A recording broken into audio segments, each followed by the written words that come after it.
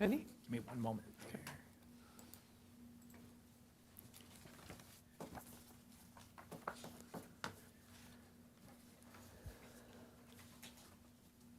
We're ready, Mayor. Good evening, everybody. Nice to see you. We're going to call this meeting to order. Officially called to order. Councilmember Kranz?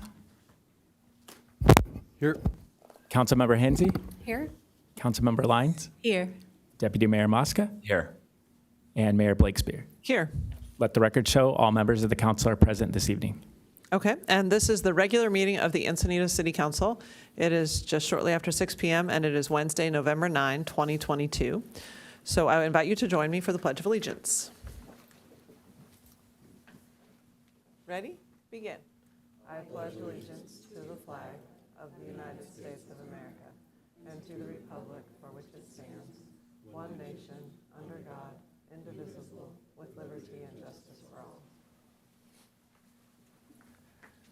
So we have no special presentations today, so we'll move straight to oral communications. Do we have any? We have 3 speakers, Mayor. Okay, let's go ahead and call them. I'm going to call you all up one at a time. And reminder, you have 3 minutes. First is Mark Wilcox, followed by Terry Skelly, and finally Peggy Walker. Thank you.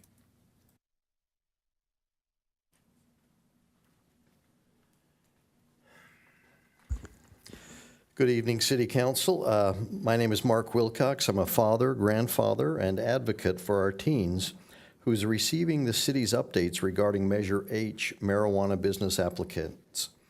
We may have forgotten that these marijuana business applicants can displace other valuable, thriving businesses. We saw the first sign of this happening in the recent Nextdoor post from Utopia Style Lounge. Quoting from Nextdoor, quote, "Our salon survived the 2008 financial crisis, a global pandemic, countless new and old business openings and closings, and has witnessed the rebuilding and improvements of this coastal community. It's sad and frustrating that what's having us close our doors is not of our choosing or due to a failing or unsuccessful business, but due to a new retailer that happens to be cannabis. More than anything, we were caught off guard by the news and the fact that we had no say, no input, no opinion, or option on the matter is deeply felt and frustrating. This information also comes right before the holidays, one of the busiest times of the year. Meanwhile, marijuana businesses seem to benefit from the marijuana mythology created by the marijuana business profiteers who assert that, quote, marijuana isn't risky, end quote, when clearly it is very dangerous. The Surgeon General's recent health report advisory wrote, quote, the risks of physical dependence, addiction, and other negative consequences increase with the exposure to high concentrations of THC. Higher doses of THC are more likely to produce anxiety, agitation, paranoia, and psychosis. Edible marijuana takes time to absorb and to produce its effects, increasing the risk of unintentional overdose as well as accidental ingestion by children and adolescents, end quote. The human brain continues to develop from before birth into the mid-20s and is vulnerable to the effects of addictive substances. Chronic use is linked to the declines in IQ, jeopardizes professional and social achievements, and life satisfaction. These harms are costly to individuals and to our society and to Encinitas youth and families. Thank you.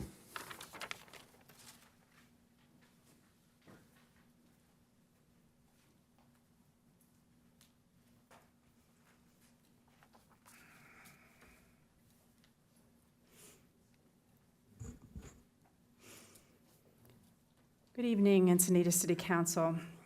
Parents are thrilled that Proposition 31 has passed prohibiting retail sale of certain flavored tobacco products.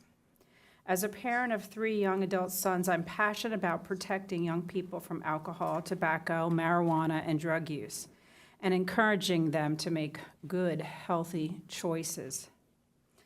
Also, as a parent, I work with a youth program sponsored by San Diego Alliance for Drug-Free Youth called Study Buddy. San Diego Alliance partners with the Encinitas School District and its PTAs to provide one-on-one mentoring and tutoring for elementary school students by high school students after school at their elementary school site. Some of the funding for Study Buddy comes from the City Zone Community Enhancement Grant, so thank you so much for that. The Study Buddy always demonstrates to me the willingness of our teens to provide service and the readiness of Encinitas parents and PTAs to assist these children. As a parent, I'm also associated with national organization Johnny Ambassadors, whose goal is to shine light on the dangers of high-potency marijuana products sold in marijuana storefronts. Johnny Ambassadors is a nonprofit alliance of parents and youth organizations who just sponsored the North County Dab Walk, and it does that every September, so they just had it last month. As a reminder, dabs are a waxy residue, which is made of putting pulverized marijuana into a tube and running butane, propane, ethanol, and carbon dioxide through it. This process separates the THC from the rest of the marijuana plant, creating a highly concentrated marijuana product that can be vaped or eaten. These high-potency marijuana concentrates are very dangerous to the adolescent brain development. Johnny Stack, for whom Johnny Ambassadors was named, died by suicide this month 3 years ago, and after becoming psychotic from dabbing high-potency marijuana concentrates. Laura Stack, his mother, and other parents were recently on the Dr. Phil show on October 21st to describe their losses. Yesterday, Laura Stack sent out a message in her weekly newsletter, and I quote, 3 days before he died, Johnny issued his warning to his parents. Marijuana ruined my mind and my life. I share this information with you tonight so that Encinitas parents can be vigilant, as 4 pot shops are opening here in Encinitas shortly. Thank you.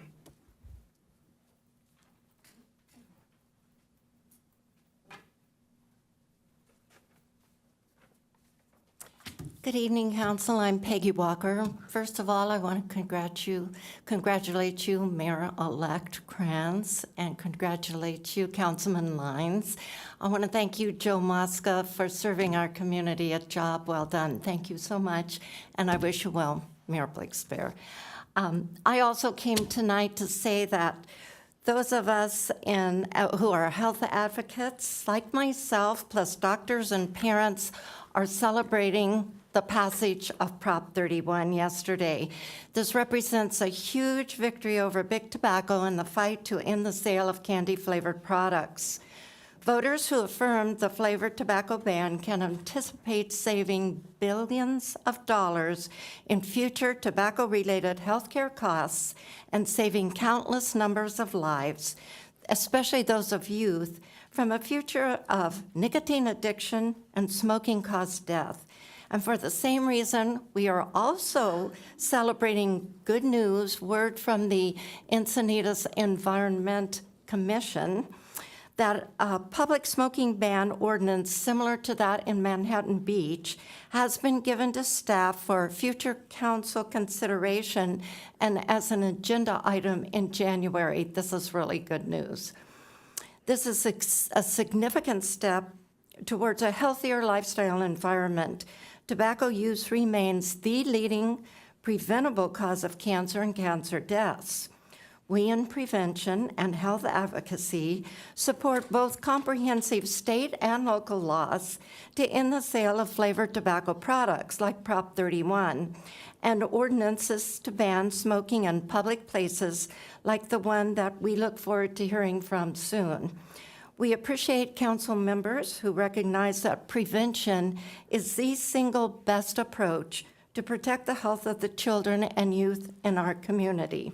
So we also hope that flavor ban laws will ultimately apply to marijuana products as well. So we look forward to that agenda item in January. Thank you all. Mayor, that does conclude oral communications. Well, thank you to the public speakers tonight for your comments. So we will move to our consent calendar. We had no closed session. Do we have any changes to the agenda you'd like to announce? Mayor, there are no changes to the posted agenda.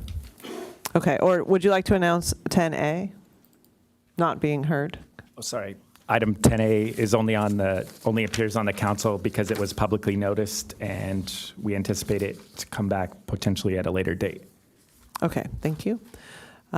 So we have before us our consent calendar of item 8A through 8D. Have any of those items been pulled?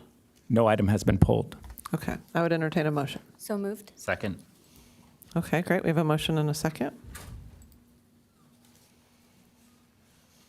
Go ahead and vote.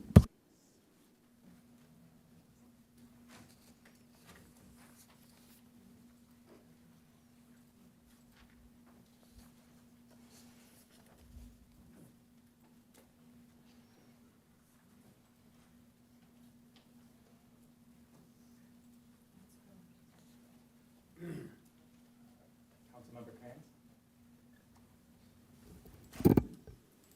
Yes. Councilmember Hensy? Yes. Councilmember Lyons? Yes. Deputy Mayor Mosca? Yes. Mayor Blakespear? Yes. Motion carries unanimously. That brings us to item 10B. Okay, thank you. And do we have any public speakers on 10B? We do not. Okay, so item 10B is the proposed amendment to the city manager's employment agreement effective October 12, 2022. And so the recommended action, which I will move, is to consider approval of Resolution 2022-111, Amendment Number 2 to the City Manager's Employment Agreement, and authorize the mayor to execute the amendment to the employment agreement effective October 12, 2022.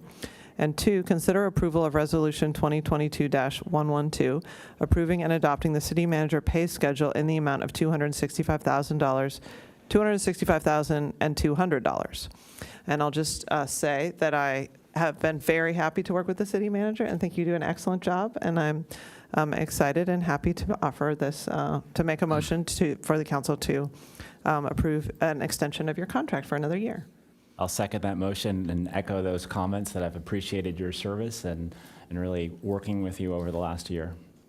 And City Attorney, do we have to read into the record any of the terms or anything? Yes, compensation. So the Correct, compensation was in the actual motion. Yes, Okay, so is that adequate or do we need to say more than that? that's adequate. Okay. Thank you. Okay, so there's been a motion and a second, so let's go ahead and vote. Councilmember Krantz? Yes. Councilmember Hensy? Yes. Councilmember Lyons? Yes. Deputy Mayor Mosca? Yes. Mayor Blakespear? Yes. Motion carries unanimously. Okay, thank you. Now we are on to item 10C, and this is a public hearing, so I will open the public hearing to consider introductions of a city council ordinance related to short-term rentals. So we'll hand it over to staff, but how many public comments do we have on this item? As of now, Mayor, we have 9 public speakers.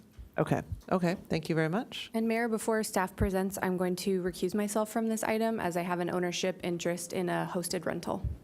Okay, thank you.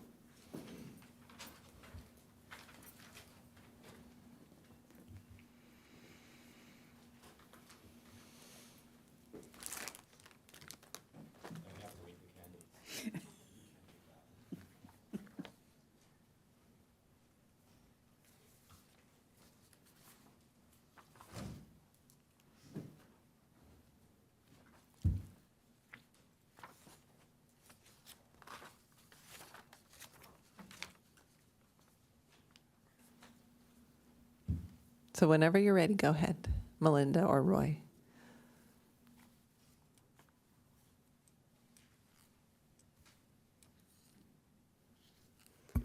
Yes, thank you, Mayor, and good evening, Mayor, Deputy Mayor, City Council members, and members of the public. I'm Melinda Dacey. I'm the staff planner that is processing the city's short-term rental ordinance update.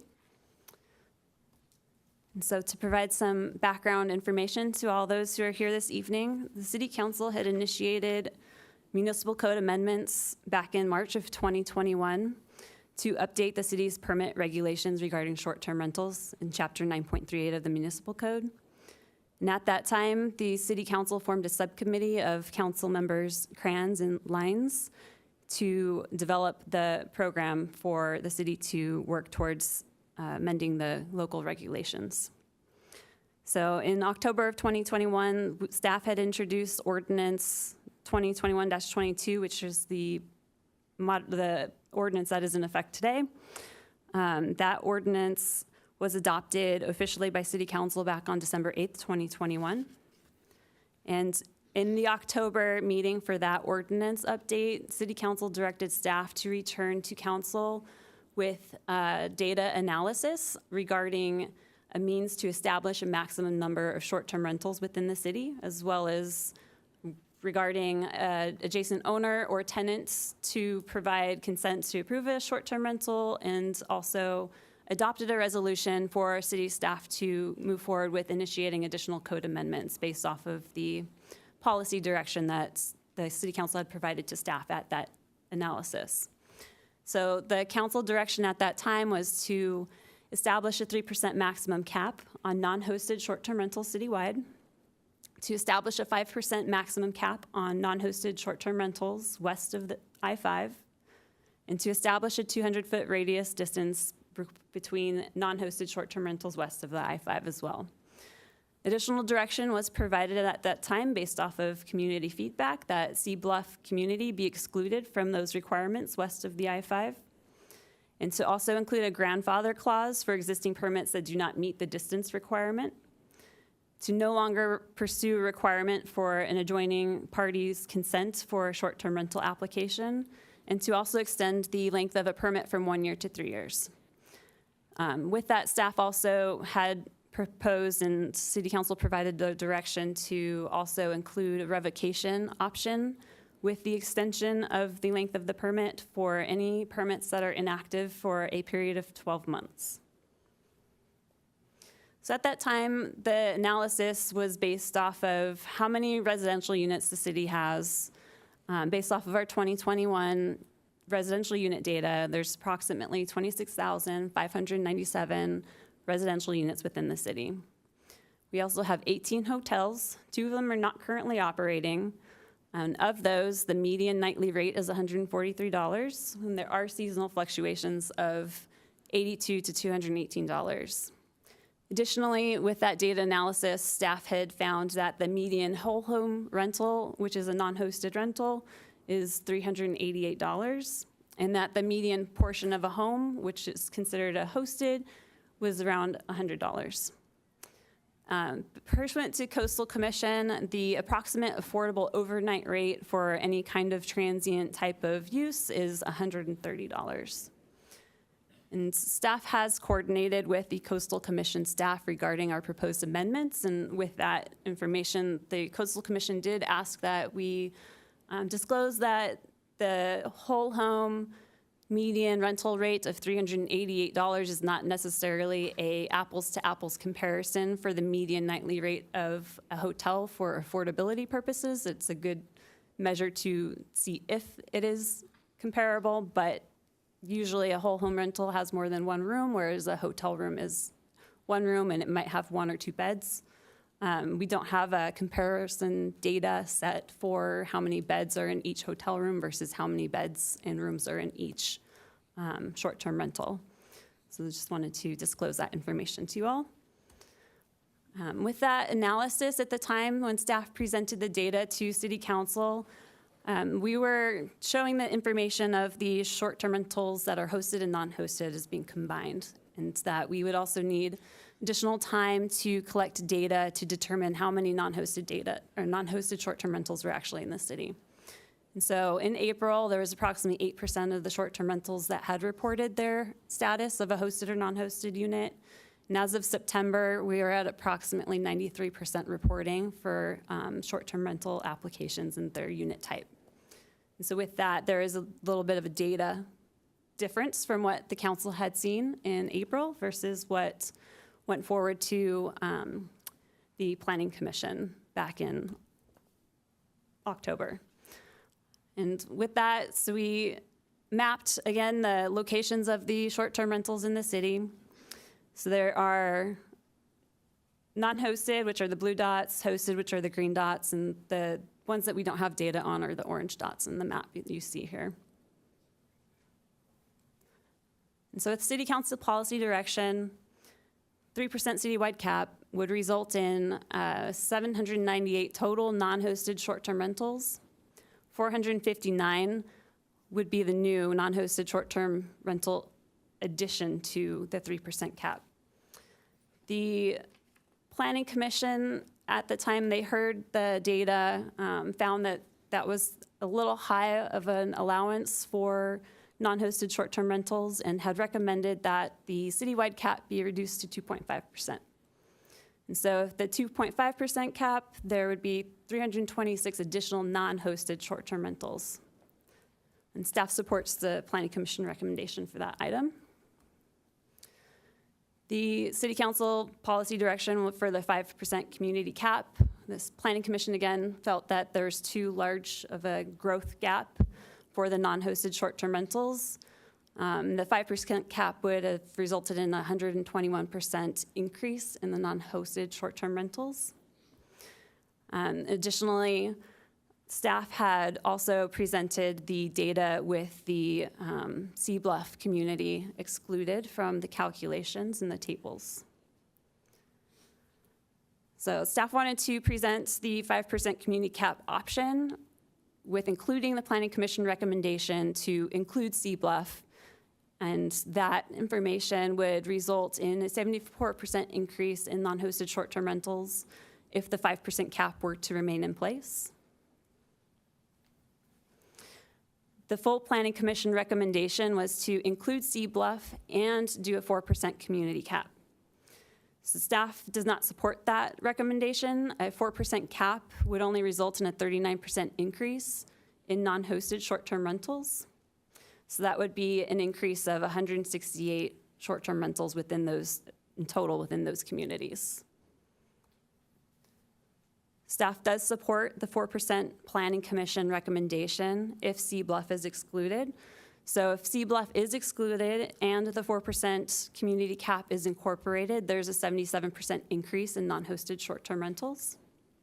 That would be an increase in 168 non-hosted short-term rentals with a 4% cap based off of the current non-hosted short-term rental total of 218.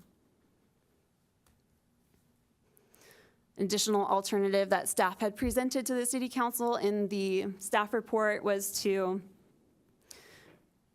also go forward with the 4% community cap west of the 5, but to exclude Sea Bluff, and if Sea Bluff is excluded, to also remove their residential unit total for that community, which is 255 residential units, from the residential unit count west of the 5.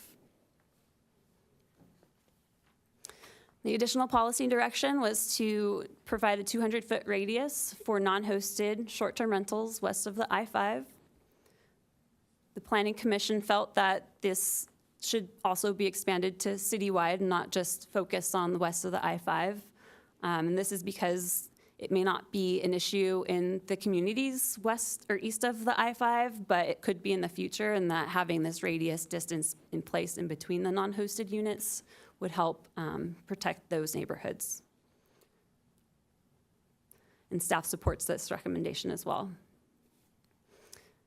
So with the policy direction, the proposed code amendments in Ordinance 2022-16 include a new municipal code chapter titled Short-Term Rental. This includes different subsections for the intent, purpose, and findings, definitions, special regulations, and enforcement. There are additional municipal code amendments proposed in the ordinance, which include some cleanup of the code to remove the transient habitation use definition for single-family or duplex units, to also update the zoning use matrix to remove the transient habitation use from that table. And we are also doing specific plan amendments with the ordinance to the Encinitas Ranch specific plan to include reference to this new chapter that's being proposed in the ordinance, as well as to remove that transient habitation use from the table in Cardiff by the Sea specific plan. And with that, the additional amendments proposed in Ordinance 2022-15 all relate to Chapter 9.38, which is where the city's current short-term rental permit regulations are found. So those ordinance amendments include the removal of the term duplex and replacing it with the two-family dwelling definition to be consistent with Title 30, to include the 3-year permit renewal cycle, to add the revocation option for an inactive permit for a 12-month period, remove reference to residential zones because the city does not regulate the short-term rentals based on the zone, but rather the use that currently exists on the property. We're also including a reference back to the new chapter 30.50. With this amendment, staff is also proposing to update the exterior display requirements for the notice to be posted at all times. This recommendation is coming from our code enforcement staff who have found it difficult to monitor and implement when these short-term rentals are being regulated and occupied based off of the current ordinance language. Additionally, there is some language in the ordinance that identifies that a hosting platform is mandatory for collecting TOT on behalf of the applicants, and the hosting platforms had reached out to staff and informed us that they don't have that capability, and so we did determine that that was supposed to be more of a permissible or optional type of language. Staff is also proposing to rename the chapter regulating short-term rentals to regulating short-term rental permits so that it can be a little bit differentiated from the new chapter in Title 30. So next steps, provided that council supports the introduction and moves forward with an adoption, would be California Coastal Commission submittal and their review and approval of the local coastal program amendment. And with that, staff recommends that the City Council conduct a public hearing, introduce the ordinance 2022-15 as written, and also introduce ordinance number 2022-16 as currently drafted in the agenda report or as may be amended by council this evening. And that concludes staff's presentation, available to answer any questions. Okay, thank you so much.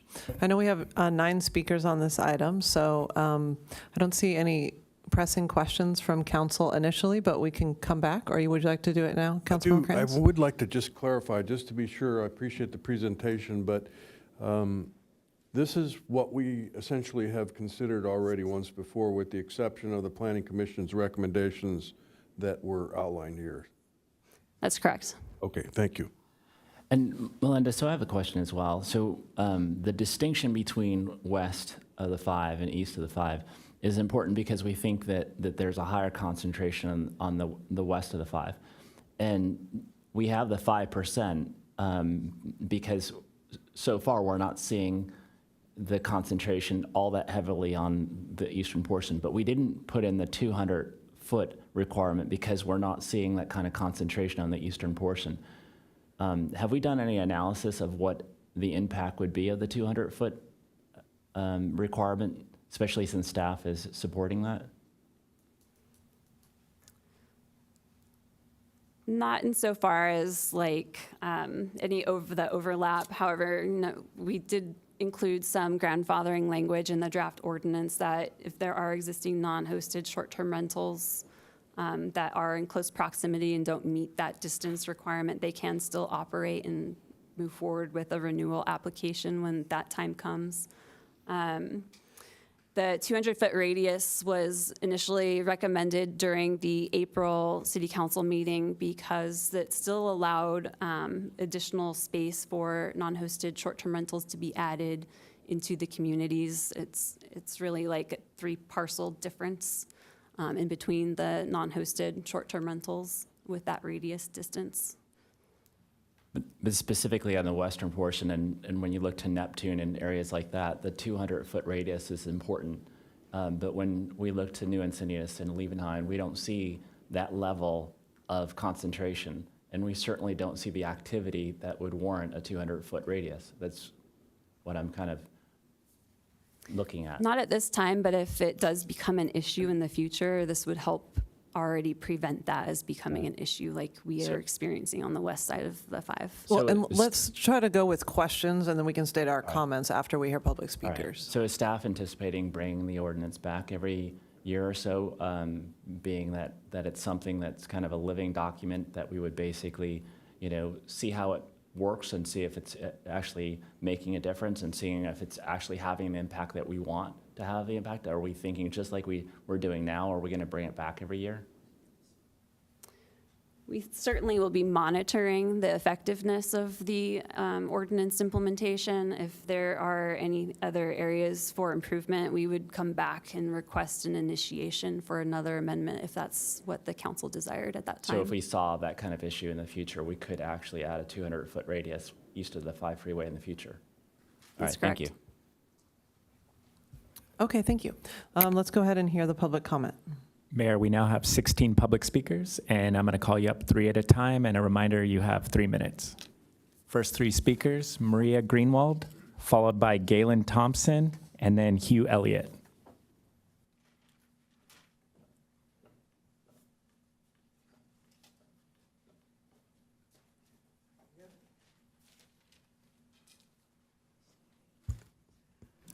Hello, I'm Maria Greenwald. We've lived in Encinitas for 14 years and enjoyed every minute. I want to thank you for this cap proposal. It preserves the community, and it's a step back from any individual need or concern of an individual homeowner to the big picture. We need housing stock, and this is a problem that's been grappling many, many cities. So we're seeing caps imposed on short-term rentals, which are commercial properties for money-making purposes, that take away our housing stock. So, for example, when we had Flock Freight first come into Encinitas, many of their new employees couldn't find any place to live. And the same thing's true of Verori. We have very large, very successful businesses here in Encinitas, and we have to provide homes, rentals, long-term rentals, where people can live. I also appreciate that we're hoping and looking at not causing Encinitas to be known as Hotel Circle, that west of the 5 is Hotel Circle. We all know what that is. It was a planned development for hotels. And this has turned into a unplanned, too many homes along west of 5 are not lived in. They're just whole home rentals. I do want to repeat to any in the audience, this cap and all of this discussion on short-term rentals does not maintain or have anything to do with residents. If they own their home and they're hosting their guests, there has not been a problem. The problem has been the commercialization and large whole rentals that have taken away housing stock and caused commercialization of the area. So I really appreciate the city taking this on. I also want to mention that although it may not be apparent to the current people who own these homes and have been renting them out, that you may be helping to preserve their business. In Time, last week, they published a long article how there's overstock of short-term rentals nationally. So many that the Airbnbs and the other types of rentals are now often empty. There was a surge of short-term rentals, a lot of vacationers, visitors during the pandemic who wanted to get out of the cities. Now people who bought homes as an investment situation are sitting with homes at Lake Tahoe empty. So by capping the rentals and grandfathering those who have homes now, you're protecting them. So financially, you're supporting those who already own a home, and you're protecting those of us who preserve the residential nature of the community and increasing housing stock so we can grow. I want to thank you very much for taking this on, and also thank you for all your time tonight.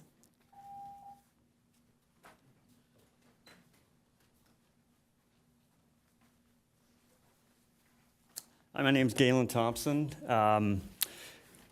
Staff said something that was kind of interesting, said protect the neighborhoods.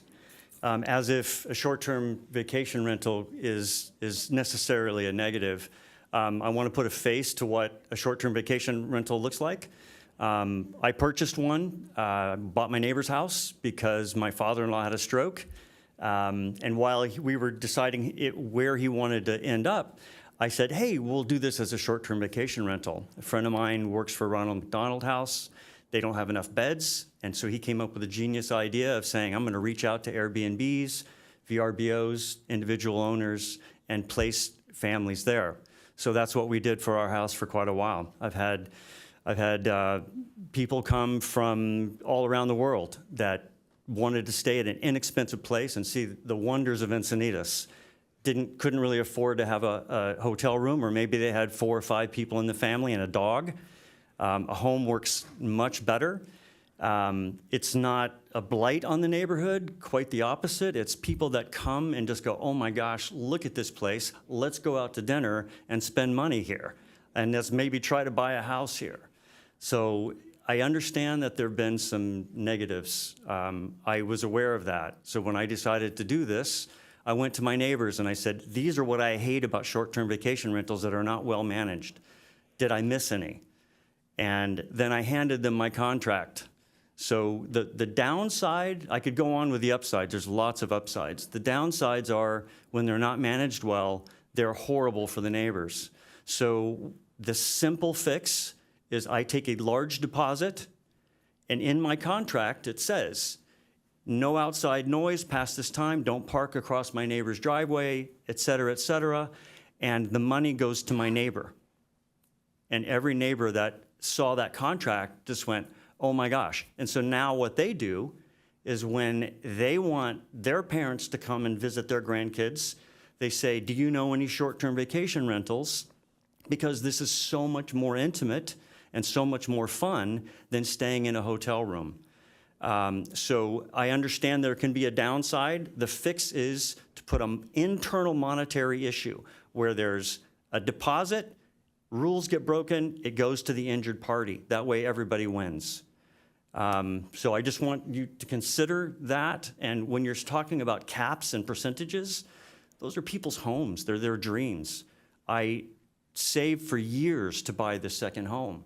And to think that somebody could say, nope, Galen's at 5.2, he doesn't get to do that, is so counter to what this country was built on. I love that you started with the Pledge of Allegiance. Private property rights are crucial to our Constitution. Thank you for your time.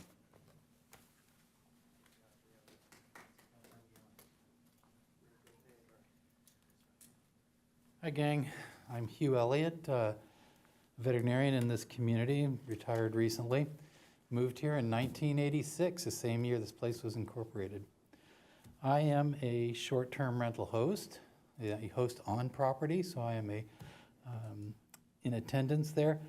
I think that this offers people that come to the community a great opportunity to, as Galen said, be part of the community and get a feeling for it. Different than being in a hotel. It's also income that comes into the community and stays in the community. It doesn't go off to Marriott or wherever, okay? I would like to address a couple of things. I personally, in reading the 200-foot radius thing, I just think that's a quagmire. Does that give benefit to somebody and exclude someone else? I just feel like you're setting yourself up for lawsuit after lawsuit in that arena. But I'll leave that to you guys. I would like to ask that the city offer us, especially those that are hosted centers, some benefit from all the work of getting a permit. Do we have something online that allows us to pay our TOT?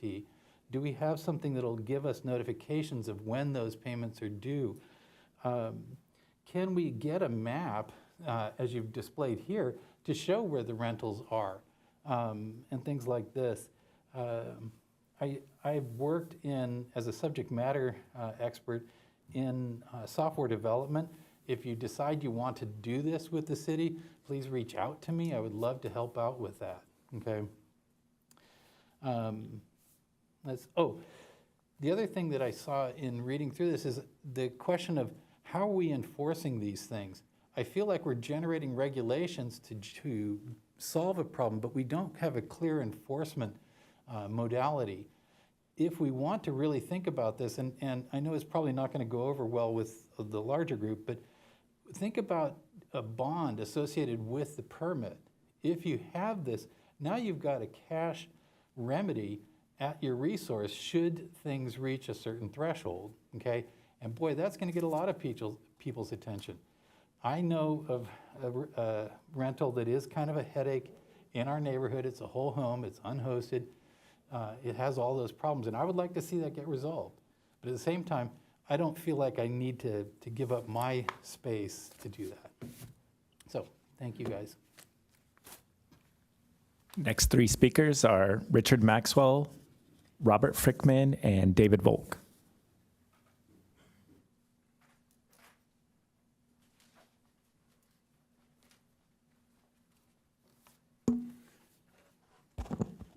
Hello, I'm Richard Maxwell, and I thank you for this opportunity to speak. We live at 734 Foxglove in what it's called the Pacific Serena area. And that'd make it in the old Encinitas west of the I-5. I think I put neutral down on the slip as to whether I was for or against, and the reason I did was they have their place, the short-term rentals, but I don't believe they belong in our neighborhood. The neighborhood we're in, there's small lots with small houses. We moved there and we've been very happy with the fact that it's a family-oriented area.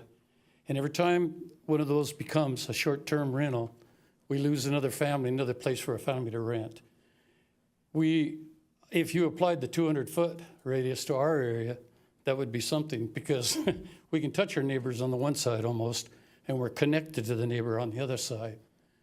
There's also a problem. Am I right to understand that a condo is not to have a short-term rental? As that was... We don't do a back and forth during public comment, so you just make Can I your ask- comments. You can well, ask staff okay, after. The reason I yeah. ask is I'm confused because the Serena area I'm in is listed by the city as a condo. We have no condo rules. We own our own property. I don't know how they and why they listed it that way, and it's been that way, and you can't get it changed. It affects us in buying insurance. Found that out when I went to get AAA insurance on the house. Not able to get it because we're listed as a condo. So I'd be interested to know if being a condo would alleviate that problem in our neighborhood, but yet they're putting them in there, so I guess not. But my problem is there's a lifestyle in our neighborhood. It's small, friendly, closed streets that don't go through to anywhere else, that are families, and it's close. There's not much room. There's not much parking, of course. The lots are small and the houses are small. It has a big impact on an area like ours. And I think just because we're east or west or what side of the 5 shouldn't make that big a difference. We're close, right over by the Botanical Gardens. And there's a lot of desire to put short-term rentals in there. I thank you for your time.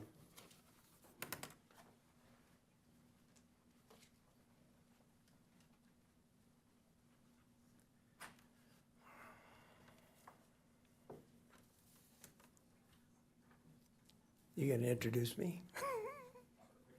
Okay.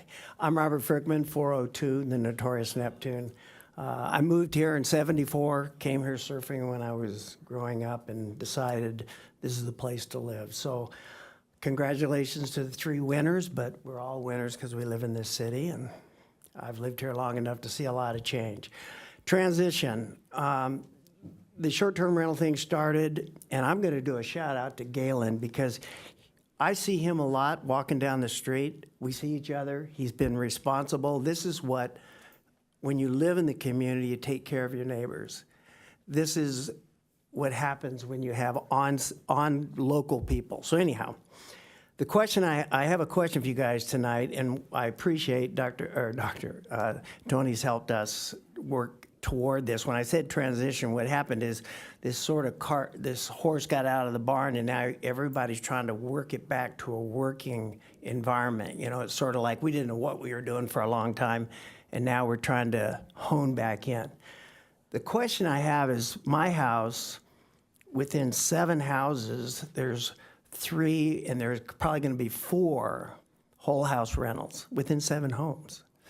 And that's 200. That's within the 200 feet. The question I have to you is change in ownership. I own my house. My name's on the deed. When I sell it, It's going to be a change in ownership, and I probably won't be able to renew the permit or whoever buys it because within 200 feet, there's 3 or 4 other homes. The question I have is, mine's easy because my name's on the deed, but there's people like next door to me. I don't know, is it a group that owns it? Is it an LLC? Is it a corporation? Who owns that? And when they change ownership, does one owner who owns the corporation change it? Or I'm really confused on what happens to them for their renewal of a permit. And I know that these rental places like the one next door that have 70, 80 of these things, they have lots of smart lawyers, and we've got one here, I'd like to think. But what I'm wondering is, what are the rules for the change in ownership if you're not like me, that it's just one person that owns it? And you have to prepare for this because the value of the house next door to me is hugely increased by the fact that it's renting out short term. And my home, because I live in it, if I turn it into a short-term rental, its value will go up too. So the question I have, and I've read through everything, I haven't seen it, but I'm wondering, how do I determine what a change in ownership is to a commercial LLC, whatever property? Thank you. Well, I'll just answer your question and also defer to staff, but it does not run with the land. So what that means is that you don't inherit it, you don't sell it. It's a permit that you get based on the ownership that exists currently, and then if the property turns over, then the new owner would have to go in and apply for a new permit. But if And there's a 200-foot and I have mine's a rental, then you can't get a new permit because as a new owner, the application would say the new ordinance says it's within 200 feet, you don't get a permit. Yes. Is it grandfathered in that you can get a new permit? So I just was trying to answer the basic question, but I think further questions, you should just talk to Okay. staff right there. I Okay. think you could probably step to the side and have a conversation about the specifics of that. But I mean, you guys have to know that too because you're trying to work Right. us Thank you, back to thank where you, we sir. need to be. Yeah, we get it. Thank you.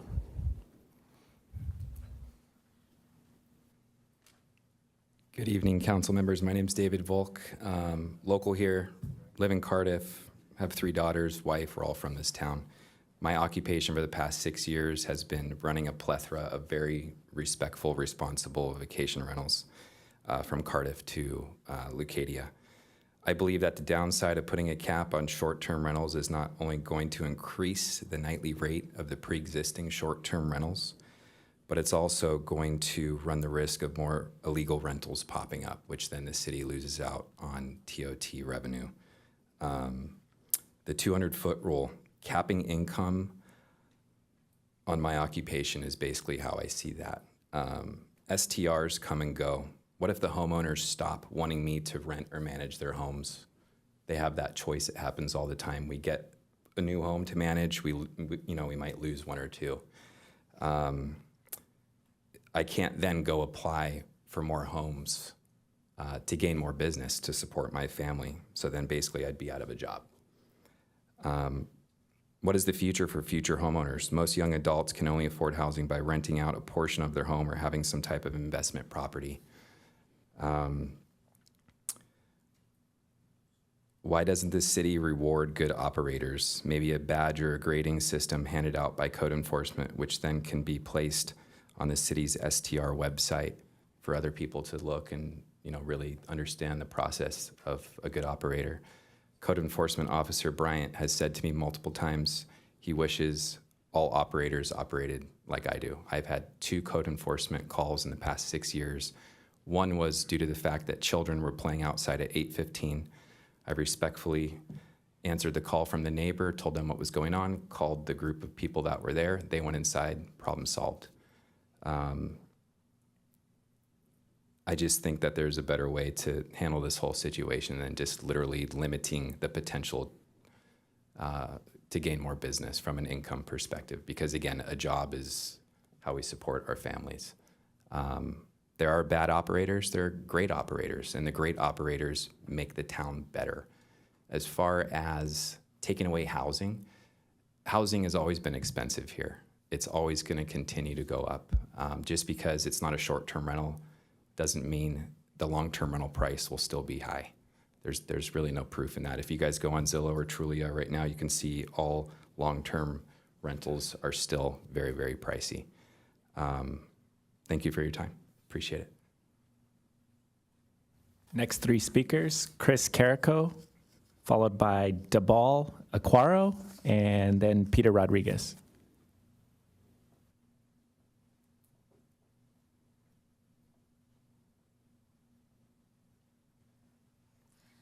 Hi, thanks everybody for listening to that. I'm going to speak specifically on Sea Bluff.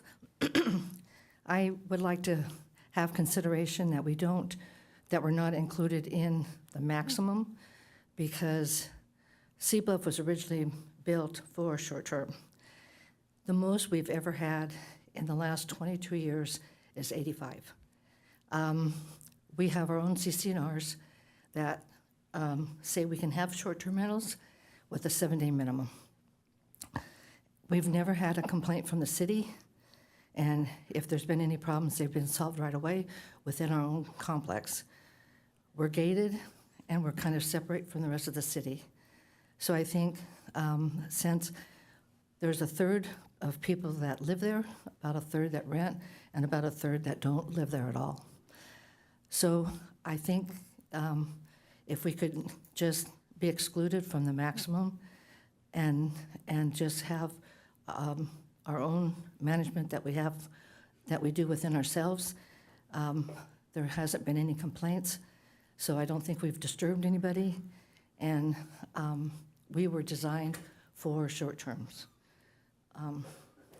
That's all.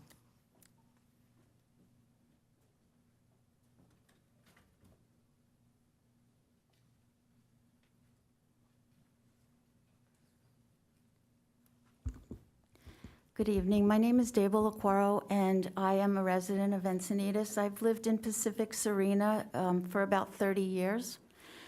I recently found out about these short-term rentals and this proposal that you want to do, which I support, because I'm concerned.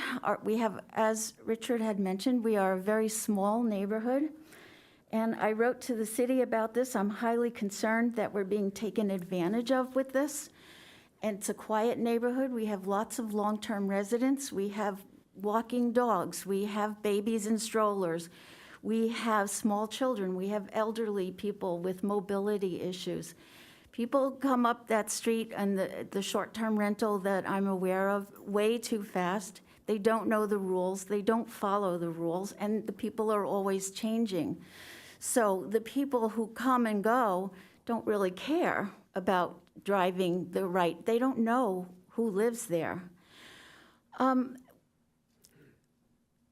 Also, I brought up the fact that you're taking away affordable housing for people. Instead, you're building very high-density units where people will live very crammed together. Our neighborhood could be more affordable, but now they're being taken over by these short-term rentals. The other issue, as my neighbor had mentioned, is that when I wrote to the city and I said, what are we? Are we a condo? Are we a duplex? What are we? And she wrote back that we are condos. Zillow and Reddit call us condos, and yet in the short-term rentals TOT questions and answers, it said condos may not be rented as short-term vacation rentals. This is a direct violation of the city's own code. And so that's a legal issue for you guys to know that now these short-term rentals in our neighborhood are breaking the law, your own code. I fully support the 200-foot radius. Again, as my neighbor had said, if you go to Pacific Serena, you'll see how close these houses are to one another. So I would like this to be addressed and rectified. I know that they're here. I know that these short-term rentals exist. But I also know that they can be destructive if there are too many of them concentrated. Thank you for your time. Peter Rodriguez. Going once.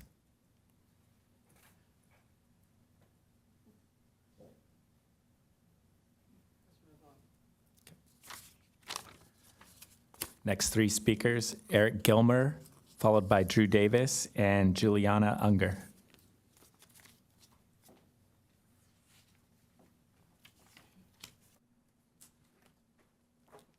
All right, hello, council. My name is Eric Gilmer. I think I know most of you. I just wanted to hit a couple points. I do think I do think we do need guidelines, and I applaud all the effort that's been put in there. And I do also support there being some sort of limit to how many short-term rentals we have in the city. I do think there's a need for them to host people, especially families in our community that come from all over.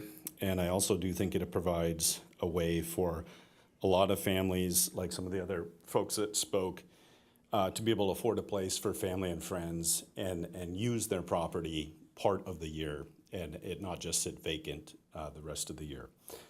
The one gentleman talked about the quagmire with kind of the 200-foot radius. I would like to propose that with the grandfathered properties, that you'd look at grandfathering the 200-foot radius in the transferability process with that. Case in point being, we are actually involved in a lot of different facets of real estate and development in the city. And with that, so for instance, I can have a well-operated vacation rental for the last 5 years. My neighbor just got a permit 2 months ago. And if I go to sell that property to someone, they're not going to be able to get that permit. And some of these people are getting permits just kind of at the last second here to try and make sure they get one. And it's actually, kind of inhibiting people who've been operating their property, whether it's families, visitors this is a part-time home for them. So I think there is some precedent there that it's a little troubling. In Anaheim by Disneyland, this kind of process all went down the pipeline, was codified, and then there was quite hefty lawsuits that took place where there's liability as a city for us, for people who bought homes, have been running them. It was permitted, and then you can't sell them based on that permitted action that you allowed. So really that's my main point, is that if you're grandfathering in the current, I see the need to limit them, and we don't want all of our homes to be short-term rentals, but there's a lot of needs that people even in the community need a short-term stay, whether it's health, you have a flood, you're remodeling, you got divorced, there's just, you wouldn't believe the reasons people need short-term places to stay. So that would be my main point, is to, with these grandfathered ones, to not let that 200-foot trigger after the fact, because then you knock them out. And then I would just encourage us to be able to deliver housing units quicker so that we can have affordability, because we have quite a few in the pipeline. So thank you.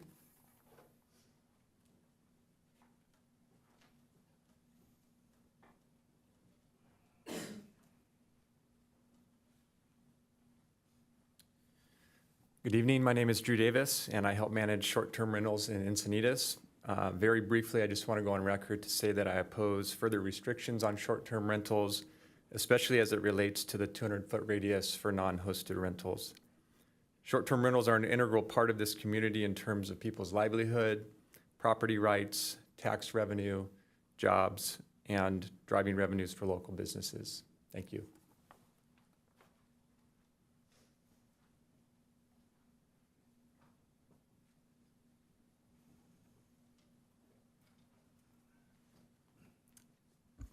Good evening, my name is Juliana. I also manage a few short-term rentals by Moonlight Beach and have only had extremely positive experiences with our guests as well as our neighbors, which some also rent their homes for people that are visiting Encinitas. We have built great relationships with our neighbors because of this, and for this reason I also oppose to suggested changes that restrict short-term rentals further. Next three speakers, Sven Simon, Jessica Solano, followed by Kimberly Jackson.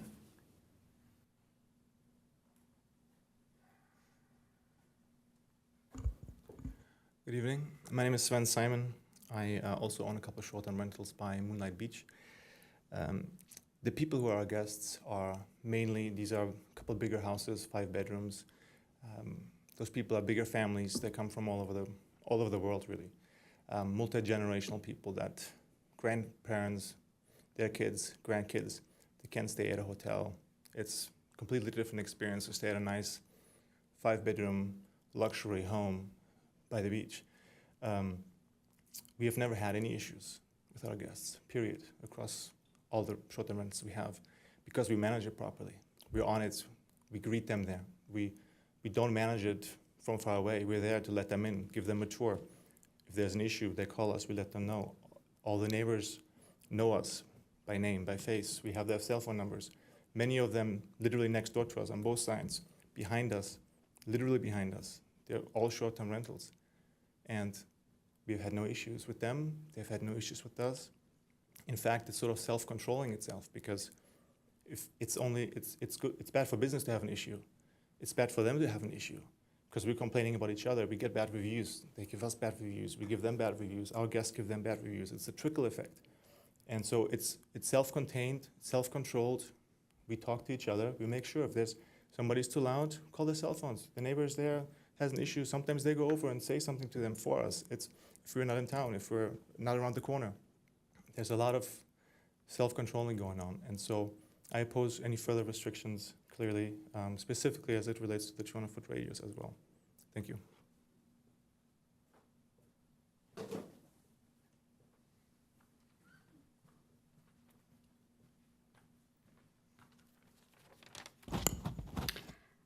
Hi, my name is Jessica Solano, here with Vacation Rentals by Kimberly. We manage several homes in the city of Encinitas, and I just wanted to talk about the permitting process, and I hope that you all know what a disaster it has been since the beginning of the year when we started with these new regulations, so I wanted to talk about that.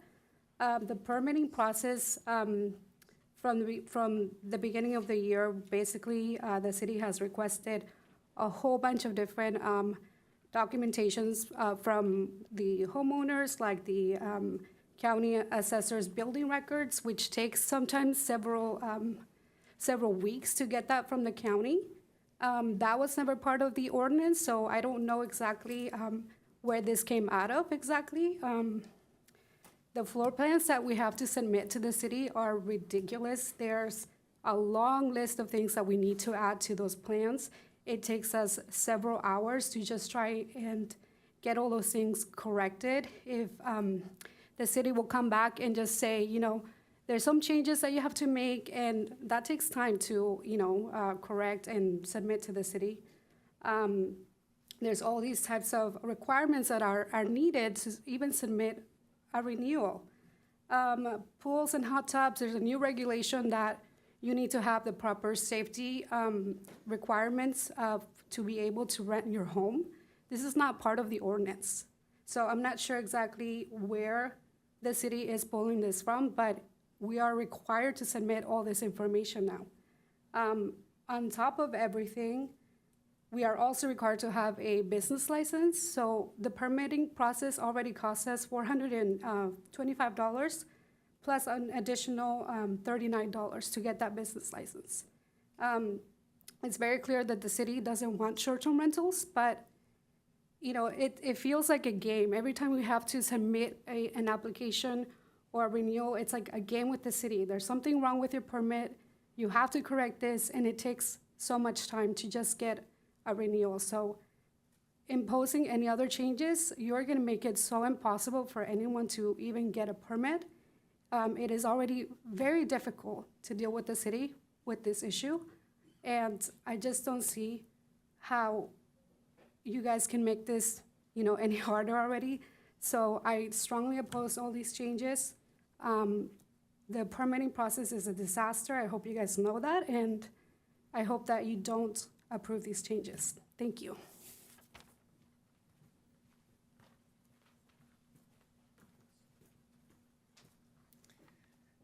Honorable Mayor and council members, good evening. My name's Kimberly Jackson, and I run a small company called Vacation Rentals by Kimberly. We've been around 12 years.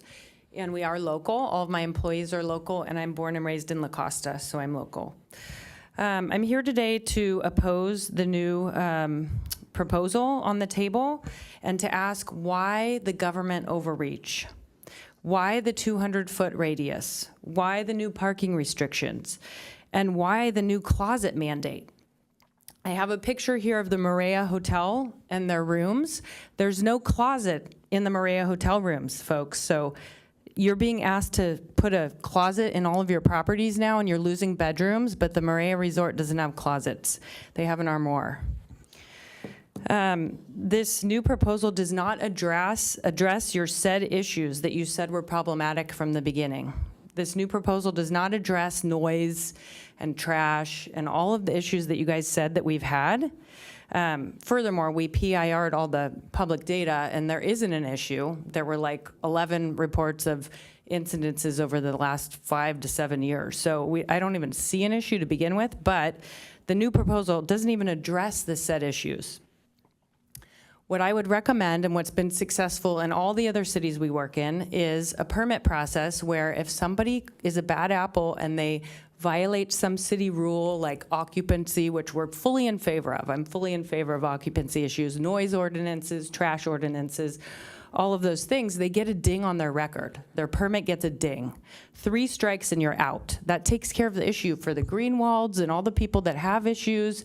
That takes care of those problematic owners.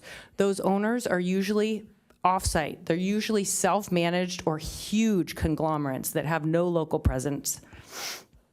So put a mark on their permit, 3 strikes and you're out. You pull their permit. But when you make things so restrictive like this, what happens is people go underground. And they will. I've seen it in every other city where this has happened. Look at Coronado. Look at City of Del Mar. There are hundreds and hundreds of units that are illegal in Del Mar because they've made it illegal to operate, and so people just go underground. And then you lose all your TOT money. That will happen here. So I strongly oppose all this government overreach. Work with what you have. You have a great program already. Ding people when they violate their rules and pull their permit. And just for the record, for everybody at home watching too, if there's ever a problem with a house in the neighborhood, call me. I will pull the title on that record and call that owner myself. I've done it a million times, and tell them what's going on and ask them to start being a good citizen. Thank you very much. Final 3 speakers are Kathy McCall, Jonathan Love, and Roy Revere. Hi, I'm Kathy McCall. I'm also against this ordinance. I do feel that we've got this beautiful beach town that people want to come and visit, and it's not realistic for a family of 6 to rent 3 to 4 hotel rooms. They want to come stay in a home. They don't want to stay in all these hotel rooms. And that's one of the beautiful things that we have going for us, is we do have these homes available.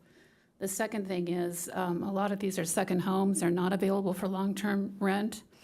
So that we're not taking inventory off the market. And I do believe that Sea Bluff should be set aside because of its unique situation. It is gated. There's no off-street parking that's available for the public anyway. And there's lots of guest parking there to handle the guests that do come. So I think it's a unique situation. It should be set aside and not included in this. Thank you.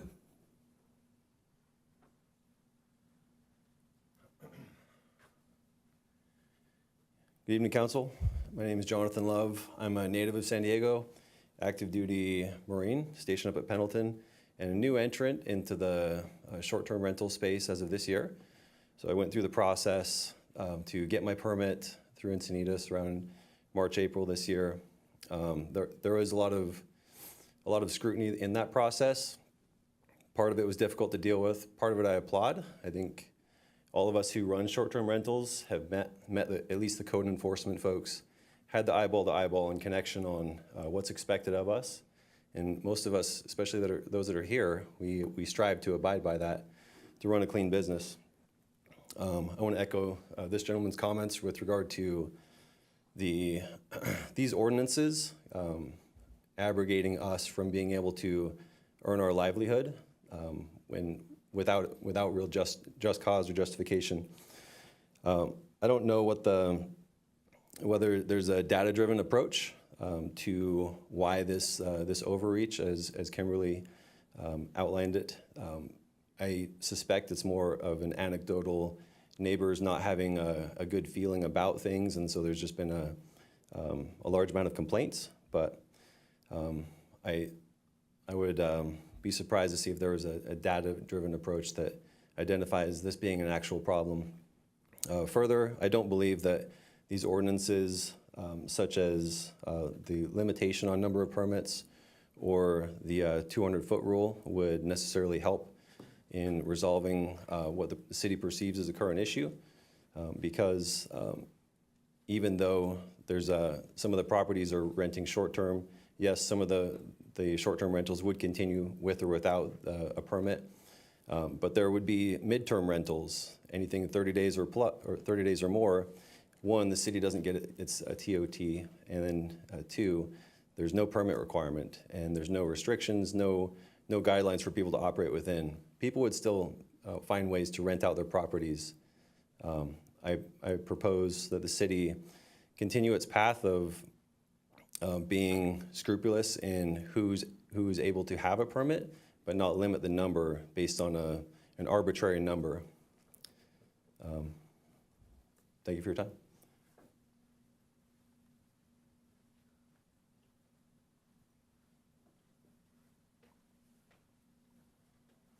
Good evening, Council. My name is Rory Revere. I'm a resident and an operator in the city. And I think just kind of reiterate a couple points today is that we want to enforce the existing rules we have here and use our TOT fees that our guests and we pay with our business licenses to better regulate our existing rules. Kind of going up and down the coast, which you guys have done a lot of research with, we're almost one of the most highly regulated and have the strictest regulations and permit process for California to do and operate vacation rentals. We want to look to some of the cities, the Oceanside and Carlsbad, and we really have more strict rules than them, and we don't want to have another, with council changing with the election yesterday, with a problem to try and regulate a limit on permits, and like what San Diego did. We don't want to start this 10-year process with trying to regulate a 200-foot radius with other permits. We have great rules. We really need to go after the people that are having violations and going through our regular process with the rules that are in place. We have plenty of money that are collected that our city gets to use for these. To touch on a couple other things, affordability, I would love to use that as an example. A $2 million median home price for our area is not affordable. A $6,000 long-term rent isn't affordable for our area. It's not taking housing stock out. If you guys look at the statistics and everything, we live in one of the most expensive zip codes to that extent.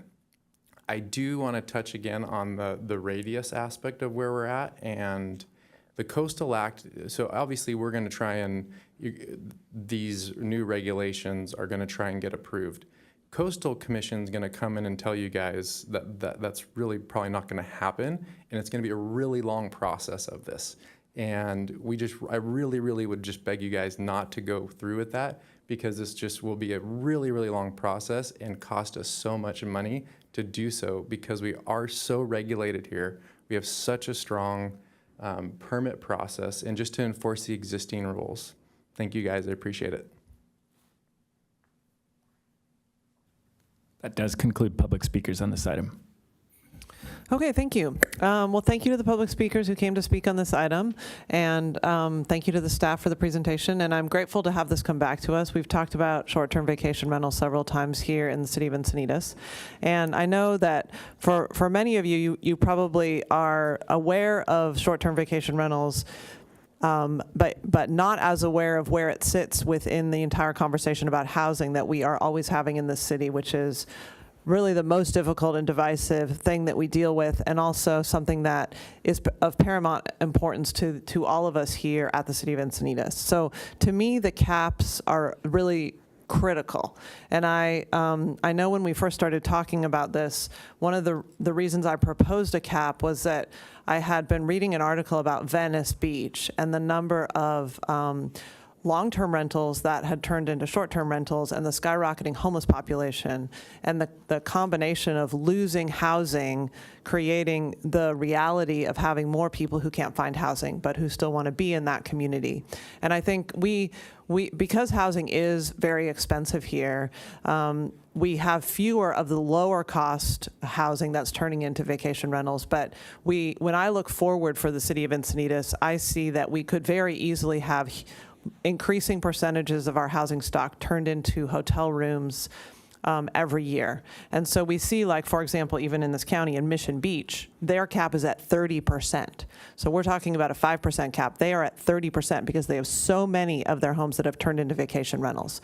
So it's really important to me that we move forward quickly, proactively, and think about how is it that we want the entire city of Encinitas, which is with its existing 25,000 housing units, to be able to continue to function as primarily for long-term residents. So these are people renting and people owning. And so having a cap is really a critical part of that. So some of the questions that were asked by staff had to do with the Planning Commission recommending lower caps. And I'll say from my perspective, I support that. So I think it would be a good idea to lower those caps to the extent you think Coastal Commission would accept it. So I wouldn't propose that we move forward if you have heard from Coastal Commission that they wouldn't accept that. But I think only a couple people talked about Sea Bluff, but we did receive some emails about Sea Bluff. And my orientation is that we should exclude Sea Bluff from this entirely, from both the cap and the counting of the housing units, because Sea Bluff itself is an island in the way that it's been created. And so one of the speakers talked about the fact that large portions of it are not occupied at all because they're owned as second homes, and then others are rented and they have their own CC&Rs. And so I would recommend just excluding that entirely and having, they wouldn't have a cap that applied to them, and their housing units wouldn't count as part of the cap that we're looking at citywide. To the 200-foot radius, which the deputy mayor brought up some questions and seemed to be making some comments, and with all respect for what he was saying and with what many of you said, to me the 200-foot radius is something we should apply citywide, recognizing that the problems we have at the coast will come east of the 5. So some of the places that I think about, one of them was mentioned by the public commenter, was like Quail Gardens Drive. You know, that is just east of the 5 by not very much. Saxony is east of the 5. If I think about Birmingham, which is a road I drive on all the time, the neighborhoods that are just east of the 5 could very easily end up with multiple vacation rentals next to each other. And I want to say that I recognize the value of vacation rentals for families to vacation in, and we do as our family with teenagers and multi-generational household, we rent vacation rentals too. But when you're trying to create a neighborhood and you are someone living in a neighborhood, you don't want every home around you to be a vacation rental. So it seems like a 200-foot radius seems reasonable to me. I think yeah, the idea of some homes are bigger, so 200 feet is 3 homes versus 1 home. I don't know if that kind of variability we can really get into. I guess I would say we would go with what seems like a reasonable overall, and so the 200-foot radius citywide seems reasonable to me. There were a couple things that I wanted to ask a couple questions about, so and I guess I just also want to say that I've recently had the opportunity to be walking door to door in Orange County in neighborhoods, and I have noticed that feeling, which I have not experienced here in Encinitas, but did experience, of having a large number of non-residential uses in the same neighborhood. So sober living homes, long-term care, elder care facilities, homes, and then short-term vacation rental homes. And the reality of what that means for the people who are living there as the long-term residents, I think it is a serious impact. And we are not looking at this holistically, but the point of the 200-foot is to say we don't want an over-concentration. And so we're not looking at non-residential. It's difficult to say because in some ways sober living and long-term elder care is residential. These are actual people living there, but it is also institutional. So it's a combination of different things, elements that you're having inside of a neighborhood with its traffic effects and whatever else. So anyway, so that's on the 200-foot thing. So a couple of the questions that were brought up, are we requiring building records, closet requirements? Can you just address the couple public comments that were saying that we have these more onerous questions? And those were the two that stood out to me, building records and closets. And so a residential building record is required with an application for short-term rental. That is the official record of the type of bedroom count of the property. And the city regulates a bedroom by having it defined in our municipal code as having a closet. So with the updates that went into effect in earlier this year, we also instituted an inspection program. And so staff, as they had been going out and doing inspections, had found that applications that had been submitted to the city had identified incorrect bedroom count on the short-term rental permit application. And the bedroom count ties to the maximum allowed occupancy for a short-term rental permit. And so with that process, the applicants are given an opportunity to correct their application or to cease the use of the space that was being called a bedroom as not being a bedroom on their application, or to correct it to create it into a bedroom if it meets that requirement in the code. Okay, thank you. And so the TOT collection, you said that it's becoming optional to collect it directly from the website. Are we able to have, one of the public commenters said, can they be sent a notice that it's due? Can they pay on our website? I mean, in the same way that we would pay other things. So we are working with our short-term rental monitoring platform. It's Granicus Solutions, or Host Compliance is what it's also known as. And we are currently working on that with them to implement a online TOT collection for short-term rentals to make it easier for those that are operating short-term rentals in the city to submit and remit their TOT taxes to the city. And with that effort, we also intend to include notifications to the property or the applicants that are supposed to remit. Okay, great. So that seems like it's in process to improve that. Okay, and then condos can't be short-term vacation rentals, right? Is that right, or can they? They can. If the property is developed as a short-term or 2-unit residential development, then they can apply for a short-term rental. I think the example that was provided constitutes as a 2-unit development in the city's municipal code definitions. Okay. Unless there's something within their own condo CC&Rs that's restricted. We don't restrict it. Correct, and we aren't enforcing any of the private restrictions. That's the responsibility of those private property owners.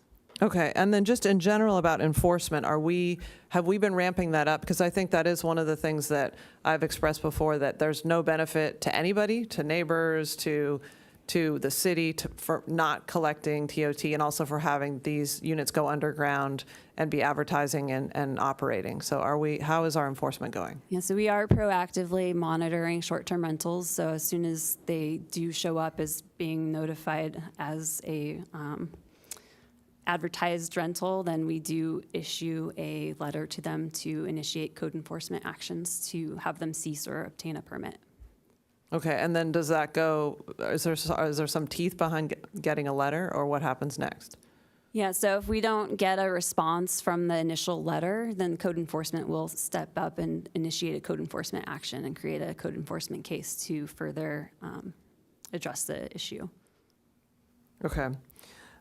I think those are most of my comments here. I guess I'll just make one final comment, which is, I do think it's the right thing that these do not run with the land. So basically, if a short-term vacation rental is sold, that home is sold to a new person, that if there's another short-term vacation rental next to them, that home would need to go back into the housing stock and become long-term housing.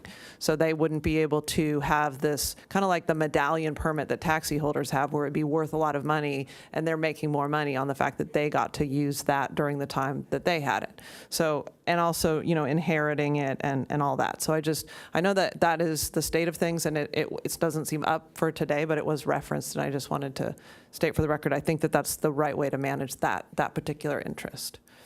So that's I think the end of my comments at this point. So I will call on all my colleagues here. Councilmember Kranz.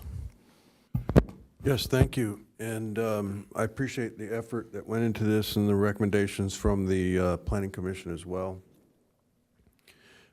This has been a fairly long process.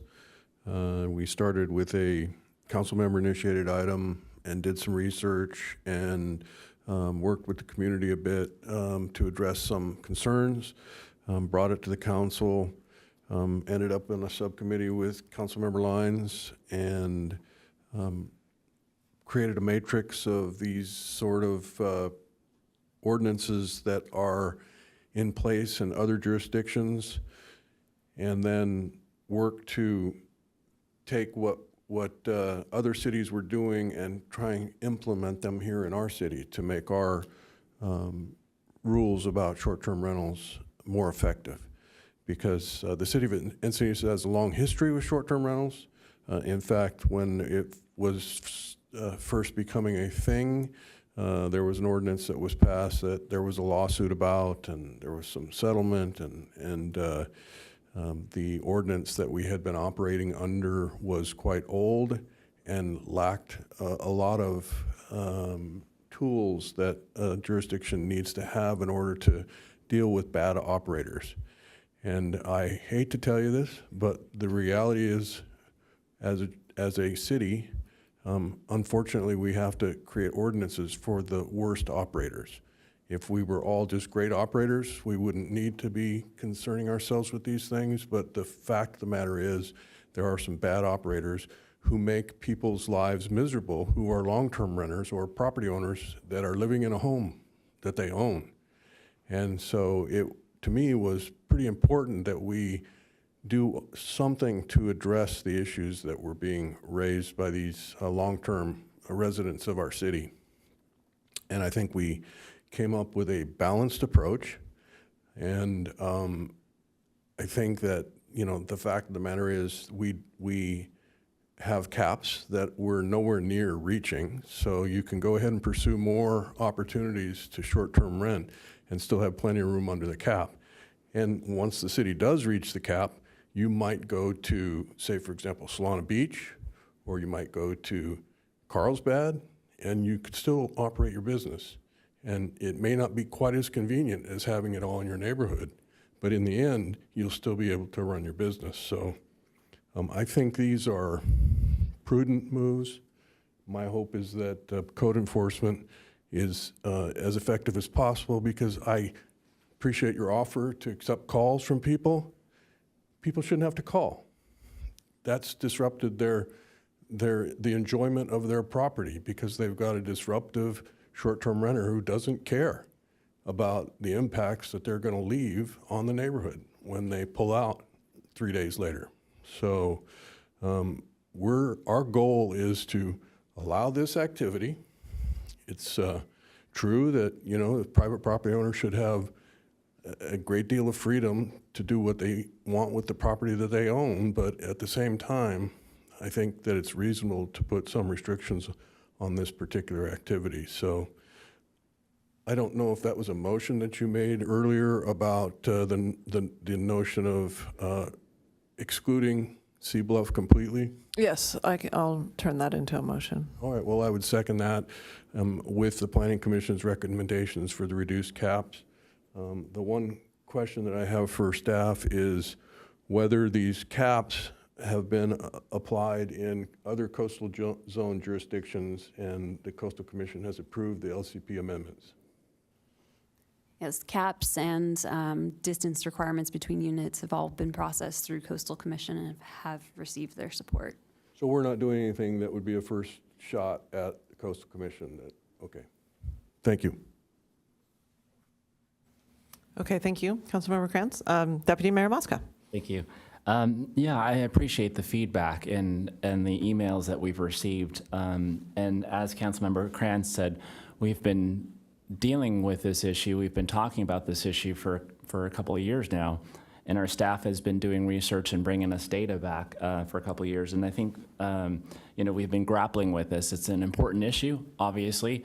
And I think from my perspective, it really is an issue, as Councilmember Krantz said, one that we have to really try to strike the right balance. For me, it's really about, I want to say that I think that there's a value. I hope this isn't lost. I think that there's a value to having short-term rentals in our community. And so I want to make sure that we're maintaining a balance where we're basically allowing for short-term rentals, but we're also addressing the impacts that come with short-term rentals. I think that we've heard stories for a while now about the impacts of running businesses in our neighborhoods, which is the trash, the loud noise, the numerous amounts of cars, the loud parties, having to call code enforcement, having to call the city. Certainly that's something that I think in some of the other changes that we've made henceforth, we're trying to address, and it seems like it is being addressed. But with these, we're also getting at trying to ensure that what is the proper amount of short-term rentals that we think that having in our community would be a good balance. And over that would basically be a tipping point where you have so many that the neighborhoods are no longer just kind of the neighborhood for homeowners and renters and a community where people come together and really act as a community, but more of a kind of a business. It's comparing it to a hotel, it just seems so kind of disconnected, because a hotel is a commercial property and it's a commercial zone. And we have residential zones where we have just our homes and where there are neighborhoods. And so, on any other business, if somebody was, having breeding horses or breeding dogs or something like that, if that was something that was, that disrupted from the fabric of that neighborhood, and you could see that outside the four corners of that property, that wouldn't be allowed. And so I think that really the balance here is to ensure that not only does the business not disrupt the neighborhood feel, but that there aren't so many of them that it's tipping the balance between kind of some of these short-term rentals that are valuable because it's allowing families to access to our coast and to enjoy our city, but that they're also, we're able to maintain some semblance of a neighborhood where people that have worked hard and are contributing to our community. They're volunteering on our commissions, and they're participating in numerous ways in our city that add so much value that we're basically preserving that, and that we're allowing that to thrive, and that we're not just having more and more businesses operating within that space. I'm sort of fine, I suppose, with some of the things that the Planning Commission said. I do think that again, trying to maintain this balance and going slowly and methodically, which I think is what we've been doing, and then just coming back to have check-ins to see if what we've done is addressing the issue, and that we're targeting our actions to the solutions that we're looking for, or the problems that we're trying to address. I think that the 200-foot radius makes a lot of sense when you look at certain parts of the west side, which is why we have the 5%, the 3%, the 5% west of the 5 freeway, and the 3% of the other part of the city. And so, I just think that I would basically not have the 200-foot for the rest of the city until it became an issue. Until we actually noticed it was an issue. It's clearly an issue on the west of the 5 freeway, and it's becoming even more of an issue in more parts than just Neptune. But I don't see it as a part of an issue on the east of the 5 freeway. And so I don't think that we should put in place things that we think that it's going to happen in the future. Well, we can always address it, come back to address it. I am fine with the 3% citywide moving to 2.5%, and I think that makes sense based on the change in data that we've received that shows that 2.5% is plenty. And as Councilmember Cran said, there's still a lot of room to go to reach that cap.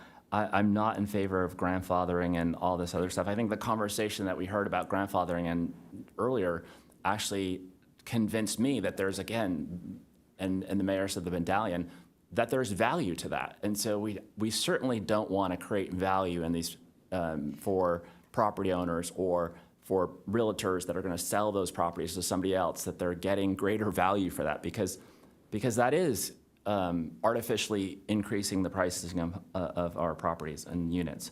And so Seabluff is a kind of an interesting one for me because in some ways, you're right, it is a unique property, and that when people are buying in these, they're not necessarily expecting like the same kind of neighborhood that exists outside of those gated area. And they're expecting some, like almost kind of a short-term rental, a vacation area. But the thing is that so on the one hand, that it's not necessarily an impact in the way that more of our neighborhoods are turning on short-term rentals, but it is an impact in the sense that one of our speakers talked about affordable housing. That if we're basically putting in caps and we're basically putting in distancing requirements, if you exclude an entire 250 units, condos, these condos are going up in value, It sounds like that what we're going to do is allow them to go up in value. And they will be the only ones potentially in that area with that privilege of basically having carte blanche ability to do short-term rentals, consistent whatever their CC&Rs are. And I don't even know what their CC&Rs are and whether or not they're consistent. But it does seem to me that it does push up the values of those units. And how does it affect the rest of us? Well, because when we're going to basically do comps of the property, we're going to be seeing these condos basically up, value going up, and it's going to push up the rest of the condos in terms of fair market value. So I would say that while on the one hand there is a uniqueness of Seabluff as to why you would exclude it, but there is on the side of the affordable housing, it is basically giving a privilege which is going to see an appreciation of those properties, which will then trickle down in comps to other condos. And so that's something that I would be wary of. But if we do obviously exclude it, then the 4% is fine. If we don't exclude it, then the 5% I think we should go back to. And then I had a bunch of questions about the permit process. But I think that, so are you saying, Melinda, that what do they have to get from the county? Why can't they just tell you how many bedrooms they have? Can't they draw some sort of like on a piece of paper how many bedrooms they have, and then our inspector's going out there anyways, and so if it differs from what they basically submitted, then they have to resubmit their permit. Why would they have to go to the county? Whenever you go to the county, no offense to the county, I just feel like it's a long, lengthy process, and we are already fighting lengthy processes at our city hall. I certainly don't want to put more process on people, and so I mean. Is it something, what are they getting from the county? They're getting all kinds of records as to like the layout of their house? And so the residential building record essentially identifies the size of the house, how many bedrooms are located within the house, bathrooms, if it's got kitchen, et cetera. And it's beneficial for the applicants to obtain that and provide that upfront to make sure that their plans are consistent with that. So it prevents a delay later on during the inspection process, so that doesn't happen. Because they're going through the application process and going through and getting moved to the next step for the inspection, but then the inspection has failed and then they have to go and resubmit the application materials to the city staff again. Roy, you were going to say something. I was going to add to it that the purpose of the residential building record is to clearly show what was legally permitted. So that's the purpose of the residential building record, is to, one, identify what permits were issued on the property, and then two, ensure that the number of bedrooms were legally permitted by the county. So having a drawing on just on a piece of paper really doesn't give us that information. Got it. That makes sense. All right. So is that pre-86 or pre-incorporation of the city? Because we would hold anything post-86, we would hold documents as to how many legally permitted bedrooms one has. That's correct. All right. Perfect. Thank you. Okay, thank you, Deputy Mayor. Councilmember Lyons. Yes, thank you. I'll just hit on a few things that maybe haven't been hit on, but I do want to thank you all for coming. Many of you we've worked with and had dialogue with now for 2 years, so I appreciate that you've stayed engaged, and there's some new voices today too, so thanks for coming in and giving us your thoughts. I do want to say that I have had a good amount of concern from my community in District 3 from the Cardiff area. And because of that, what I do is I take that input in, having to do with short-term vacation rentals in this community, and I direct them to either planning and permitting, if that's the issue, or to enforcement. Through that, I do want to share that we do have a short-term vacation rental site on our city website, and you can go and you can click on the map that you saw up here, and you can look for yourself if you have a question, if there's somebody nearby, whether they have a permit for a short-term vacation rental. And our staff has gotten that database pretty well put together. Sometimes there's maybe a permit in process, so there may be a few extra questions that need to be answered. But I think we've really improved in making it a better interface for you and to answer your questions. I also think that we've improved on something we haven't yet talked about, and I would like to ask Roy or Melinda to give us a quick enforcement summary. Just to hit the highlights, but one of the things we were really having trouble with about 1.5 years ago was how do we get better enforcement? How do we do better for you and for the community? And I think we've really hit that nicely and done that well. Could you just give us a few words on that? Yeah, sure. We've come a long way. We've made a lot of progress, and thank you to all the short-term rental owners and managers. They're doing a better job in terms of managing the units, working with the tenants to ensure that they follow the guidelines, they follow the rules, and they are, like one of the gentlemen said, that they are following up with if they get a complaint. So during the summer, we increased our enforcement. We conducted STRs, check-ins and enforcement every weekend for the entire summer. Now that we're no longer during the peak season, we're now just doing short-term rental enforcements twice a month. So, and that is through our sheriff's folks. So, but for the most part, just a high level, yes, we've come a long way.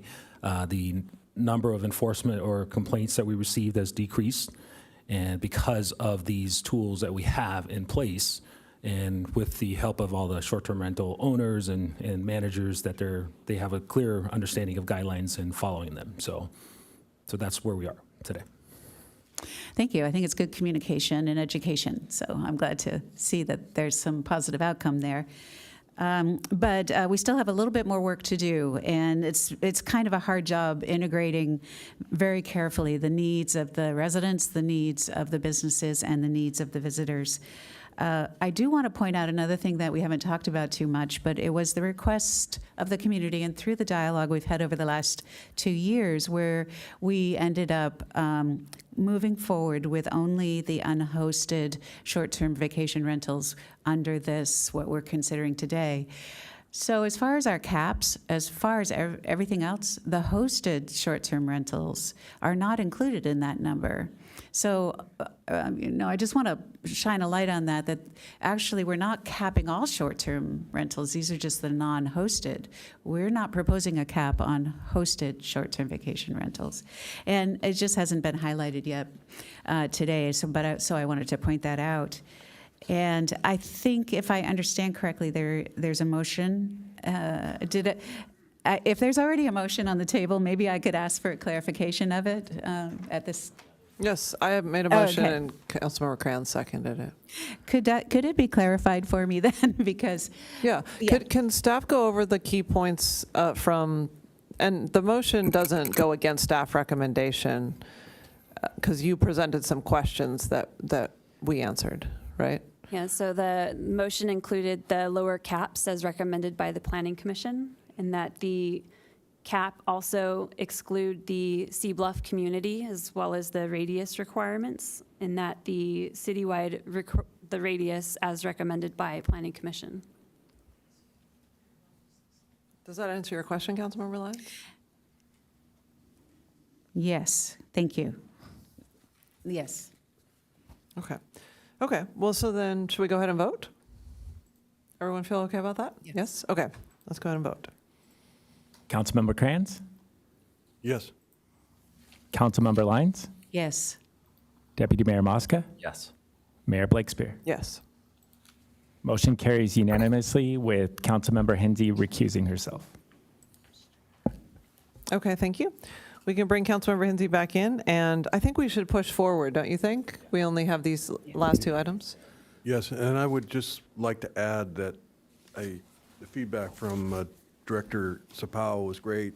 You folks are helping us work through this, and I know that you'll offer more feedback if indeed when this is rolling out that there are some impacts that are affecting you. This is not etched in stone, so it's a iterative process. If we need to make changes, we will. Okay, thank you.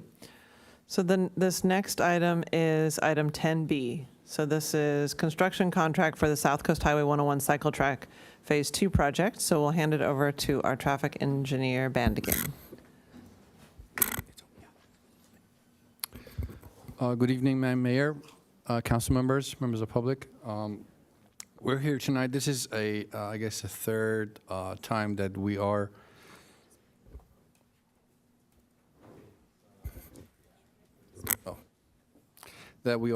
presenting this item to council. This time, hopefully, the last before the construction starts.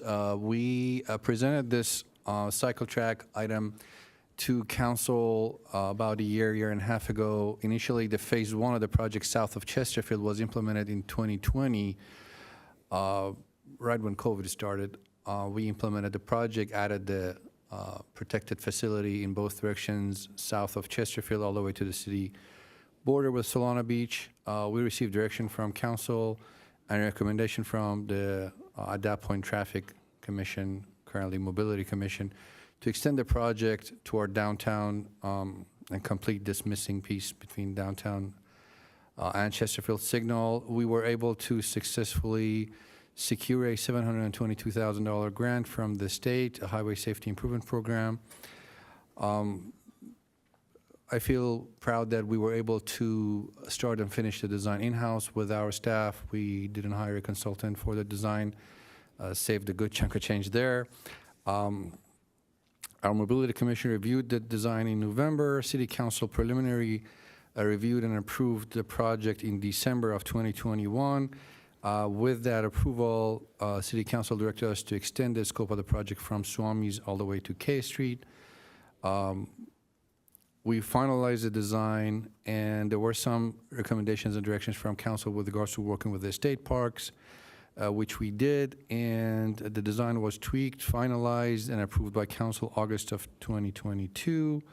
Project advertised in September, and we received 3 bids. Unfortunately, with the price hikes and inflation and everything, the prices ended up being a little bit more than what we had anticipated and our estimates showed. But we're ready to go. The contract is good to go. We are ready with the council approval. I'm already in conversation with the contractor to start ASAP to use the slower beach season of ours. We anticipate the project to be completed in 3 months. These are some sample projects, not exactly similar to ours, but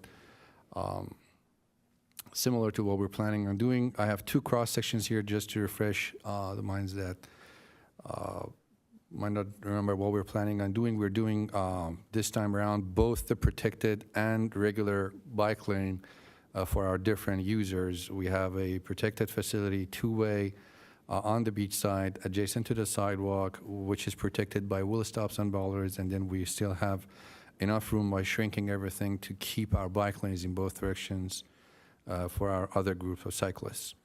This is in the area right south of Swami's where it kind of narrows down, where we don't have the beach available to public, and then further south by the campground and closer to Chesterfield is where we are introducing this new diagonal parked 45-degree angle back in kind of like a streetscape, which is also adding to the parking capacity of ours on the street by, I think, about 50 or 60 parking spaces. And as you can see, we will have our two-way cycle track protected by the parking lane, and still we'll have bike lanes in each direction. And obviously, we have the existing sidewalk that we already have out there. With that, this was a very short summary, just a refresher, but the contract is ready to go, and I'm open to any questions. Thank you. Yay! I'm so excited about this project. I mean, a protected bike lane and an unprotected bike lane and 50 more parking spots for people to go to the beach. It's amazing.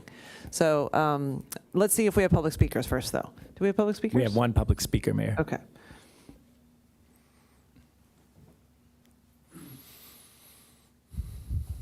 Mayor, members of the council, Marco Gonzalez on behalf of Coastal Environmental Rights Foundation. Very supportive of the project. I was here when the design was tweaked and approved, and I wanted to continue to express my support. I ride this stretch of the coast almost daily going into the office at Coast Law Group. There are some things that we've learned from the South Cardiff Cycle Track Phase 1 with respect to the public's perception and their concerns. And I have seen in the last couple days some reflection on tonight's item from some of the cyclists who are particularly critical of this council.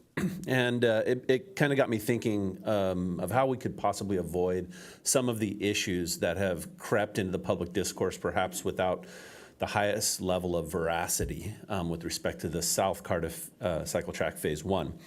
One of the things that I find problematic with the criticism of the work that's already been done is that people don't acknowledge the overwhelming increase in use and in diversity of users. And I think that we fail as a city if we don't take the time to obtain the metrics of the current use under the current design so that we can appropriately measure and reflect on the success of what we expect this extension of the infrastructure to be. So to the extent that we have time to go out there, do a couple surveys, if that evidence doesn't already exist, I think it would be helpful for us. And then as we know, a lot of that discussion about the southern portion has to do with the number of crashes that have occurred down there. A number of those crashes were avoidable. They occurred before the project was concluded, and we would expect that the contractor would have liability and there would be indemnity provisions for the city with respect to them doing their work. Looking at the staff report for today, there is a reference in the contract to the compliance with general conditions, both for the Article 7 indemnification, but also the Article 3 contract price. But when I look for a definition of that defined term, general conditions, it doesn't exist in the contract. There is a section on defined terms, and I'm just wanting to clarify that that isn't a term that's been imported from some other contract, and maybe just understand where that general conditions language, especially on indemnity, will occur, and perhaps ensure that folks have looked at it to make sure it's clarified that until you take that final product from the contractor, you don't accept that liability. That being said, myself, my family, my firm, Coastal Environmental Rights Foundation, our members, we're all very excited to have additional infrastructure. I expect that this will be very successful, very well used, and then we'll be facing calls to improve the Phase 1 area to include the same dual Class 2 and protected two-way bike lanes on the beach side. Thanks for your effort, and I look forward to seeing it. Thank you. Well, thank you, Marco, for coming and speaking. Can staff just address the two things about taking data and indemnification? With regards to taking data, we can do that for sure. Conduct a survey to find out what kind of use we're getting now. Obviously, it's not the best time. The fact that, well, I guess it can help us with getting higher increases after the project is implemented, considering the timing now. But we will sure do that.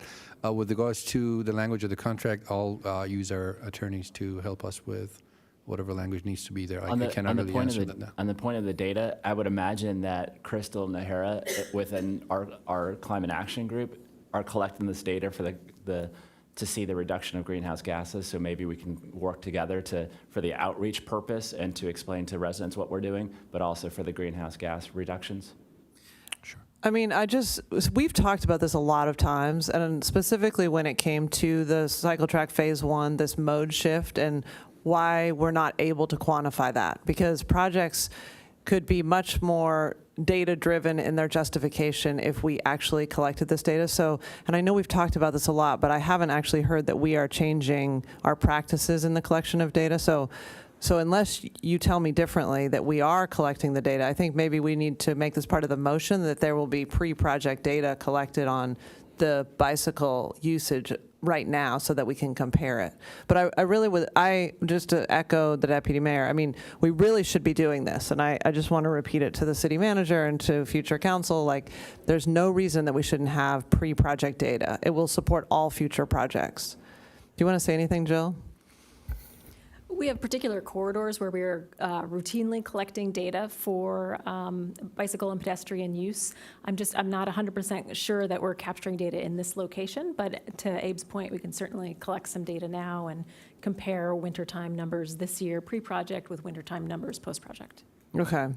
Okay, good. Yeah, and I will make that part of the motion that we collect it. So I'm going to make a motion that we approve this staff recommendation and collect pre-project data. Second, do you want to get indemnification stuff?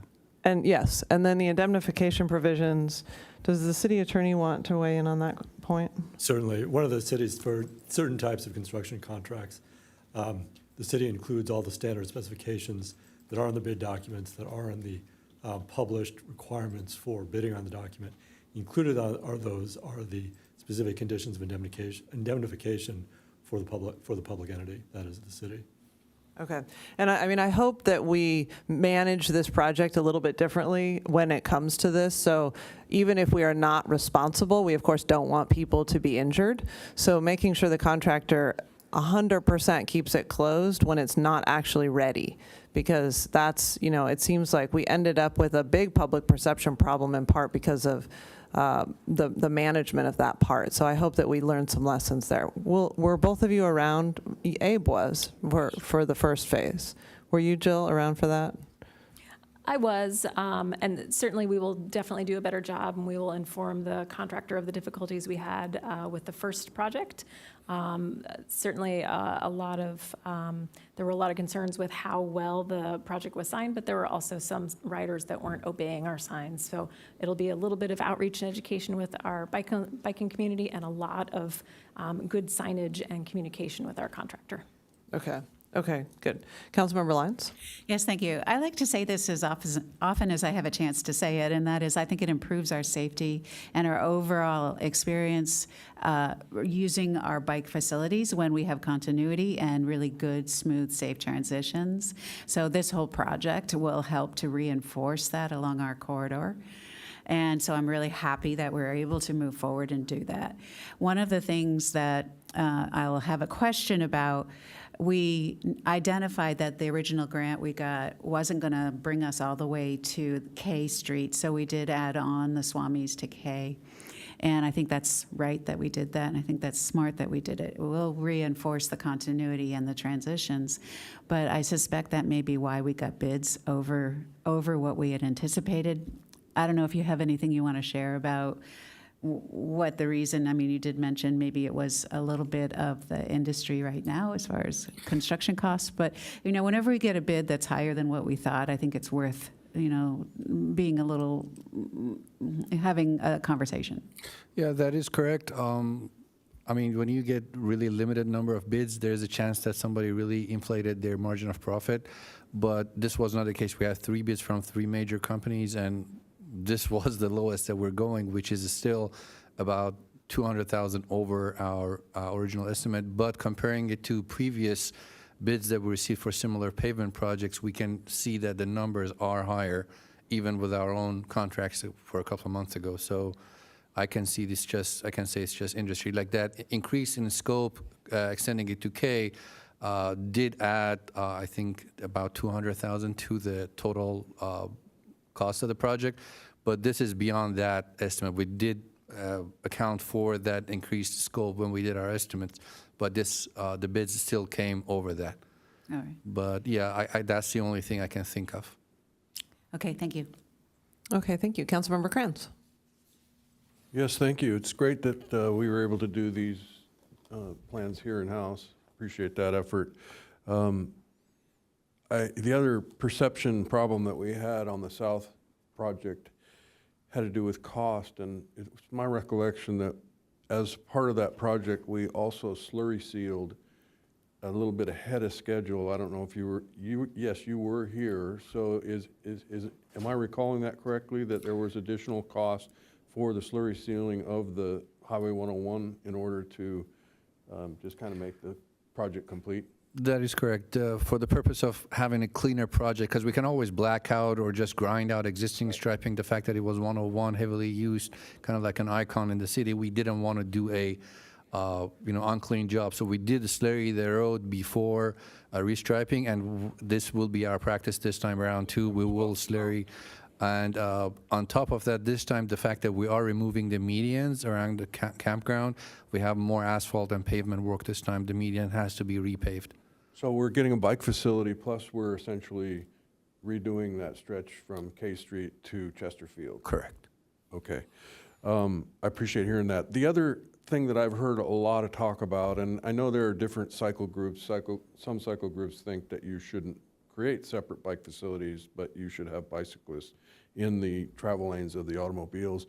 As a bike rider, as an old guy that doesn't ride fast enough, I don't feel comfortable taking the lane. So I prefer facilities like this. I rode in a facility which appears to be similar to what we're making when I was up in San Clemente looking at their at-grade rail crossings and such. There's nice protected two-way cycle track. And it seems like that's what we're creating here. But I do also see some stretches in looking at these plans that appear to be similar to the south section, which is the curbs, the intermittent curbs. Is that happening in this project as well? So our two-way cycle track is still protected by curbs and bollards. The difference is on the previous phase, because of the fact that we didn't have bike lanes, we wanted to allow our cyclists who are using the sharrows in the number 2 lane to slow down and enter the cycle track as they feel comfortable. This time around, the fact that we have the bike lane already on the road and the separated facility, our wheel stops and bollards are way closer to each other, so the spacing would not allow, unless a biker comes to almost a complete stop, to get into the cycle track. But our physical barrier, which is the wheel stops and bollards, are still there. That's what is protecting our cycle track from cars entering, basically. Yeah, it seems like this stretch doesn't have the wheel stops. It has guardrail, but maybe I'm reading this wrong and it's not really that important. I think one of the questions that I have is what is happening with the existing guardrail between Swami's and Pipes? There's an existing rail there, guardrail. Is that staying in the exact same location that it currently is? The one that's creating the walkway behind it, that one will stay. That guardrail, that's creating the walk. The walkways, basically, we're not touching any of the walkways that's currently existing. Okay. And these plans have been you've worked with the state parks? That is correct. To get their approval on what we're proposing? We did our best. I guess we covered about 80% of their concerns, to be honest. So those 20% we don't think are... There were, I guess, pros and cons. There were conflicts. For example, we had to lose a lot of parking or some protection for our cycle track and remove all those bollards and wheel stops to give I guess, a more convenient U-turn to some longer RVs per se. So to remove 100-foot, 150-foot, or 200-foot of protection for our cycle track and remove I guess more than 6-7 parking spaces to accommodate for a relatively longer recreational vehicle that might want to make a U-turn, once every summer. I guess that was the trade-off that I had to make the decision on. And so when we have those RVs that create an impact because of that, we'll just deal with that, or? They can still make the turn. Again, it's very hard without having exact, situation, exact dimensions. They might be able to make a wider turn. They might not necessarily get into the left turn pocket to make a U. They're smart enough to sometimes hog the adjacent lane, make it wider. So the turn is already happening out there. So I made sure that at no point the radius that we're providing to our campers is less than what's out there now. So we do have a curb right now. There are tire marks on it. They sometimes have to kind of jump over that. So it is happening, and I didn't go narrower than that. But the request was, is it possible to make it wider for these occasional? And that would the deal would be remove like 8 parking spaces and lose protection for 200 feet and allow these campers to get into our two-way cycle track. Would I do it? Would I not do it? I didn't feel it's a fair, safe thing to allow these long vehicles to get into the cycle track just to make a convenient U-turn, I guess. Okay, thank you. That's that 20% that I didn't want to say I did everything that I was asked for. Well, that was the right judgment call, so thank you for making that decision. I mean, the entire point of this is to prioritize bikes so that more people will ride a bike. So this is a thrilling project, and so I'm so excited to motion, and the deputy mayor seconded, and so let's go ahead and vote. Councilmember Crayons? Yes. But, I'm sorry. I just want to clarify that the motion includes pre-data, because I don't see that. Did you type it up, or is that, you just know that? So I have the motion, including the recommended action, the pre-project data, and also the indemnification provisions. Okay, and so what specifically is the language of the motion? Not the part that's staff recommendation, but when you refer to indemnification provisions, what is it? What is the motion? To include the indemnification provisions in the contract. Okay. Okay, and then to include the pre-project data as well. Yes, to collect. To collect the pre-project data. Pre-project data. Okay. Can I ask a clarifying question? So I think I understood what you said, City Attorney. So the indemnification clauses already exist within the contract. There's already, if any liability exists, the contractor takes on that liability. So there's no need to ask for this to be in the motion because the contract already, based on your judgment and your opinion, it's already in the contract.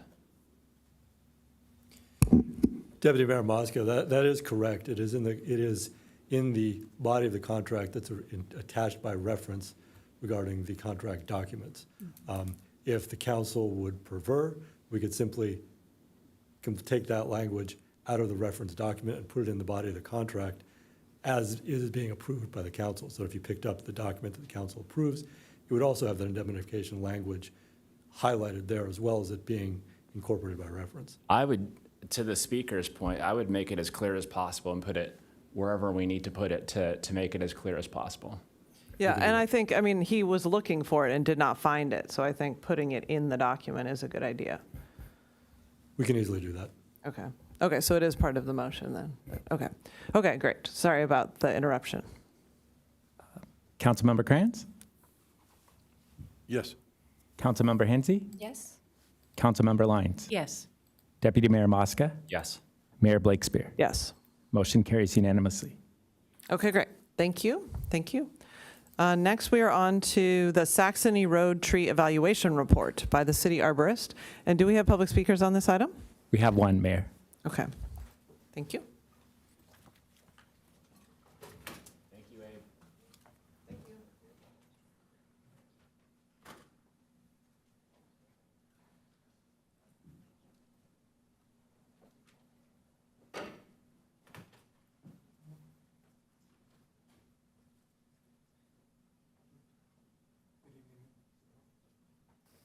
It's been a while since I've seen you guys inside up here. So good evening, Mayor, Deputy Mayor, and council members.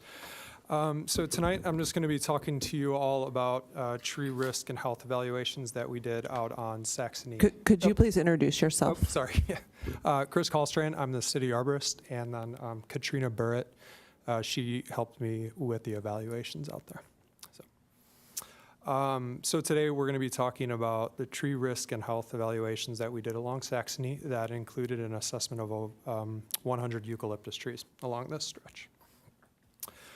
A little bit of background for this. In February of 2022, an adjacent property owner located at 441 Saxony expressed concerns related to the eucalyptus trees bordering their property, specifically some larger ones near the fruit stand right in that area, and concerns that it may or may not fall and cause damage to the property.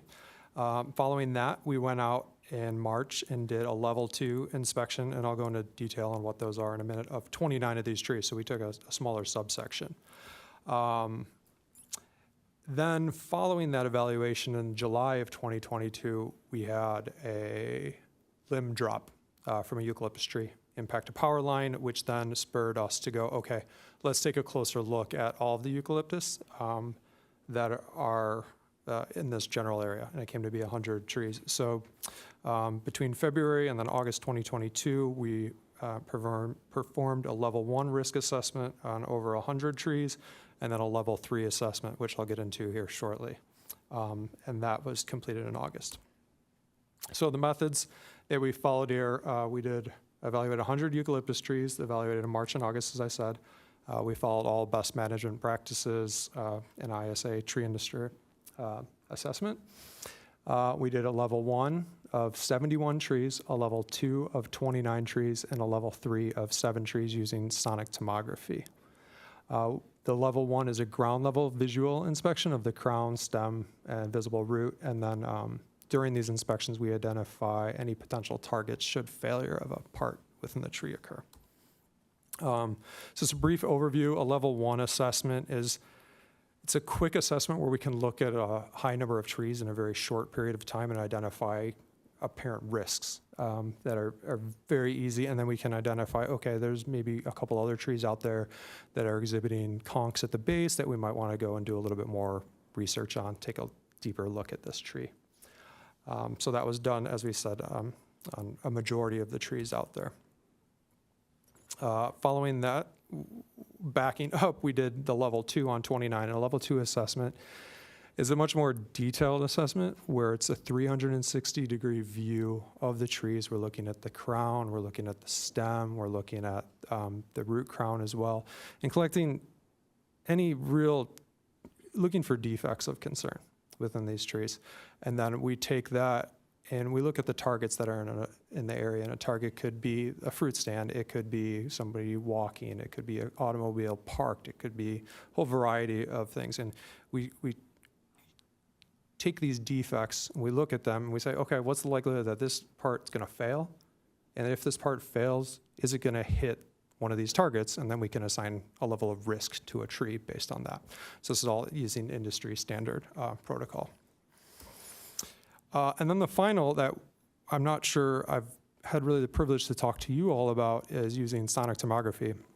So sonic tomography, this is advanced level 3 evaluation. So we go through 1 and 2, we really take our time now looking at trees because we want to make sure we're making the right recommendations to the city. A level 3 uses sound velocity to look at a cross-sectional plane of a tree. So we're able to attach a bunch of sensors, and then it sends sound waves through this tree, and we're able to map that out internally and see what's going on, if anything, within the tree. So we're able to do that on several trees along this stretch of road. Here's just a couple of quick photos that, from some work that we did on the 101 using sonic tomography just as reference. So as you can see, this was a eucalyptus tree that, for all intents and purposes, was relatively healthy. Looked fine from the outside, maybe a couple minor issues. We did see a sulfur conch at the base, which really indicates to us that there might be something going on internally within this tree. And so as you can see, using sonic tomography, this is an image below there. The blue is where it's hollow decay indicator. The brown is more solid wood, purples and greens are levels of decay as well. This was an image that was taken slightly lower from the image that you see me standing in with this tree. And so that decay actually spread out deeper down underground. We've had several folks actually from the community. Russell comes out there and watches us as kind of this third party citizen to make sure that we're really doing, we're seeing what we say is in the tree. So from the level 1 evaluations, we found that 65 trees were really in good health, 32 were in fair health, and 2 were in poor, and 1 was in critical health, as you'll see in some photographs coming up. Generally speaking, the structure of the trees, most of them, were good with a high majority of fair, which is pretty typical for most trees within any given city where you see this fair structural condition. 13 had poor, and then 1 was in very poor structural condition. Some of the commonly observed tree defects included weak attachment points, dead branches, trunk wounds, cankers, and then severe leans towards the property, the adjacent properties. The level 1 recommendations that were found was to do very specific pruning of 84 of the trees out there, removal of 12 trees that were found to have structural defects, and I'll show you some photographs of those coming up here, and then do a level 3 evaluation of 5 of the larger trees out on the site because of the observance of sulfur fungus at the base. Some of the targets that we saw out there included vehicles, pedestrians, street lamps, the shade house, farm stand power lines. Some, as I said previously, the defects were kind of the same, weak attachment points, branches crossing cankers and lean. One thing to note with eucalyptus trees, and this is the reason that the branch failed over the summer, they have a high propensity for sudden branch drop. And this happens when kind of a self-preservation from a tree, as it's trying to save water, is what they believe, and that it will start just kind of shedding limbs.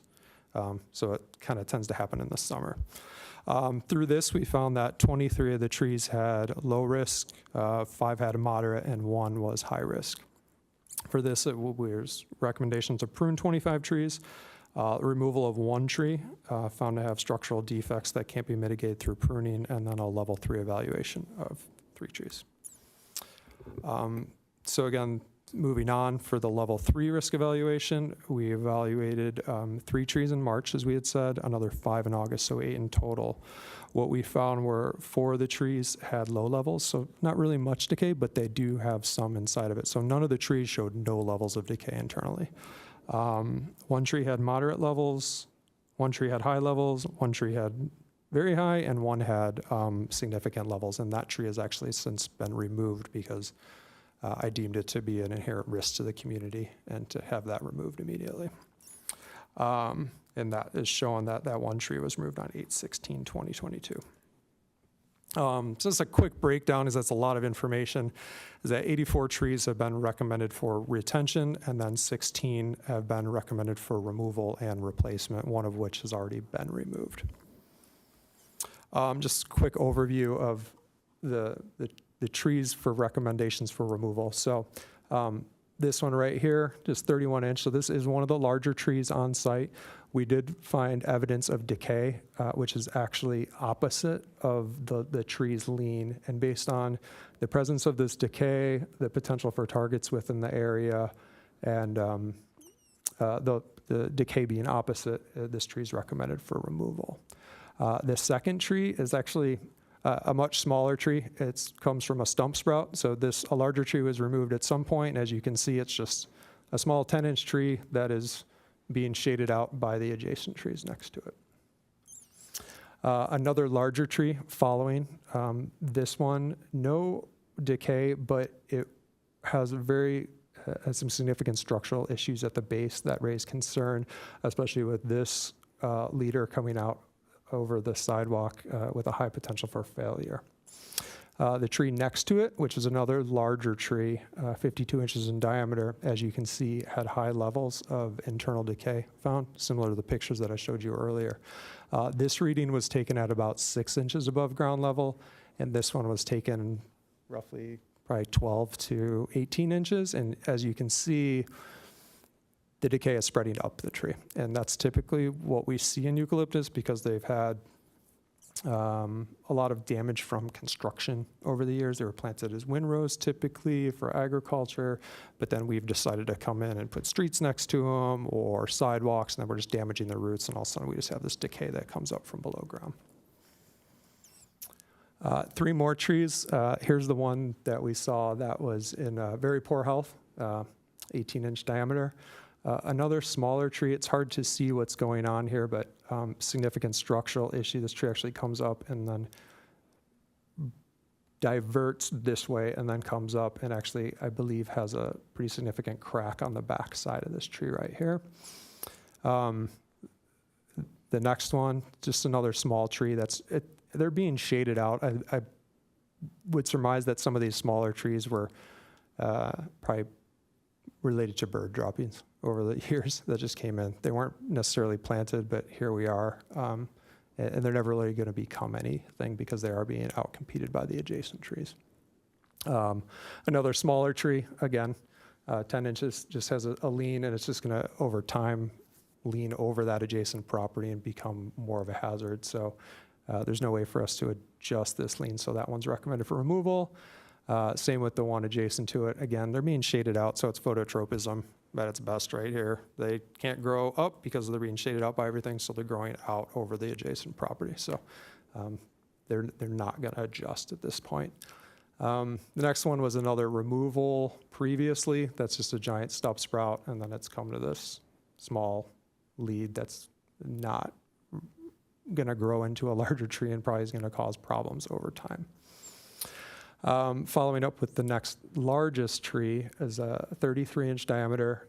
Here's the internal decay that we were seeing. Again, this was at 6 inches, so we're starting to see moderate to high levels of internal decay within this tree. And then as you move up, it is spreading up. The yellow lines that you see are potential cracks within the tree. So there are some pretty significant issues going on. So this one was recommended for removal. The following one is, it looks like 2 trees, but it's just this one. Same thing, we have a significant lean towards the adjacent property owner and have concerns about that failure potential associated with that tree. And the final 3 that we have are all on the west side of the freeway. All of these have been on the east side, or Saxony, all have been on the east side until now. These 3 are all located under the power lines and are just repeatedly hacked by SDG&E, and they will continue to do that. So there's really, there's nothing we can do to preserve these trees. They're going to look like this for the time being. And if you take a even look at this tree right here, they're starting to impact the adjacent homeowners' fences, et cetera, over time. So all 3 of these have been recommended for removal. So when we remove, we like to replace. So within this instance, we were a little bit limited by, because some of these are coming out because there's not enough space for them to grow. So we're not going to put a tree back in that exact spot because that tree won't be able to thrive within that location. And then, as you can see from the other ones, there's overhead utilities. So we're not going to, we can plant some trees there, but they're not going to be big, majestic trees. They're going to be something that's utility friendly within those locations. As it stands now, we have 11 locations available for planting following removal that we've identified. Immediately along Saxony, the surplus that we'd be left over with would then be hopefully planted within the adjacent community. So we'd want to keep trees in the community versus going and planting somewhere else. The remainder of the planting, like I said, will be in adjacent neighborhoods, and replacement trees will be comprised primarily of oak tree species. The species here probably won't be coast live oaks, because what we're dealing with here a little bit is a smaller spot, and we want a more columnar form to a tree. So we want something that's going to get up and above the street and then branch out. So we're thinking more along the lines of southern live oaks, things like that within this area. And then if we can get some larger space to plant trees, we'll go more, Southern California native, et cetera. The trees that we're currently planting, we just submitted a list today to plant 100 trees in Leucadia and a couple other areas. We've been out doing door hangers. I think Councilmember Hinsey, you had responded and are taking a tree, which I'm grateful for. And then we're going to be doing another 50 following that in January, and the replacement of these would be happening in January, and we do our second step up. And then actually in February, we're doing another 50. So we have quite a lot of trees going in within the next 3 months. Take advantage of the hopefully wet season here.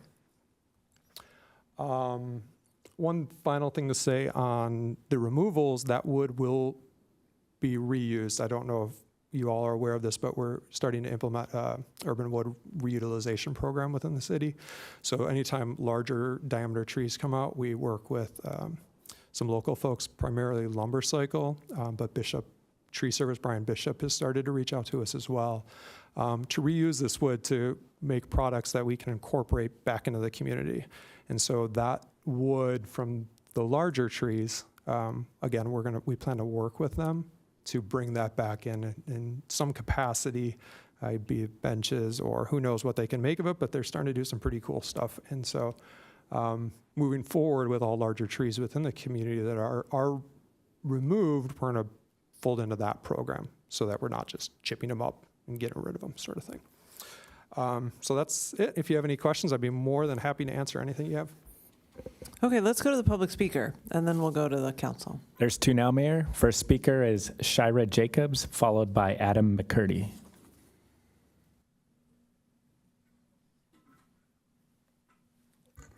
Good evening, Mayor Blake Sweeber and council members. It's good to be here. I'm Shira Jacobs, and that tree is in front of my house.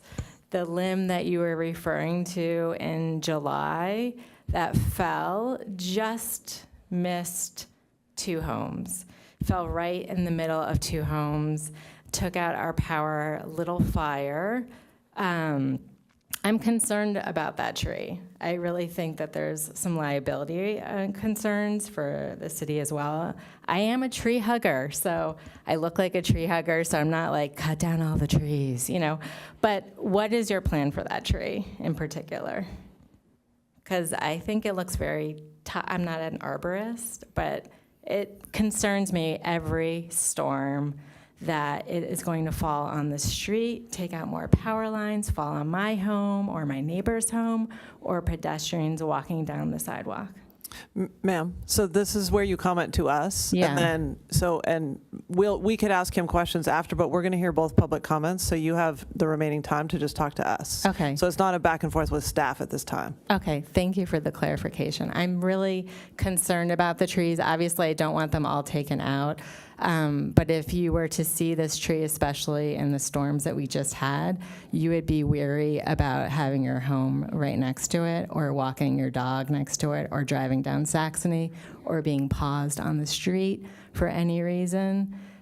That tree in particular is concerning. I know that a bunch of the trees are concerning for the neighbors. I love the idea of replacing it, but also just eucalyptus by nature aren't really supposed to really thrive here in Encinitas. They're very water dependent trees. And so I'm concerned about just everyone's safety and our public safety.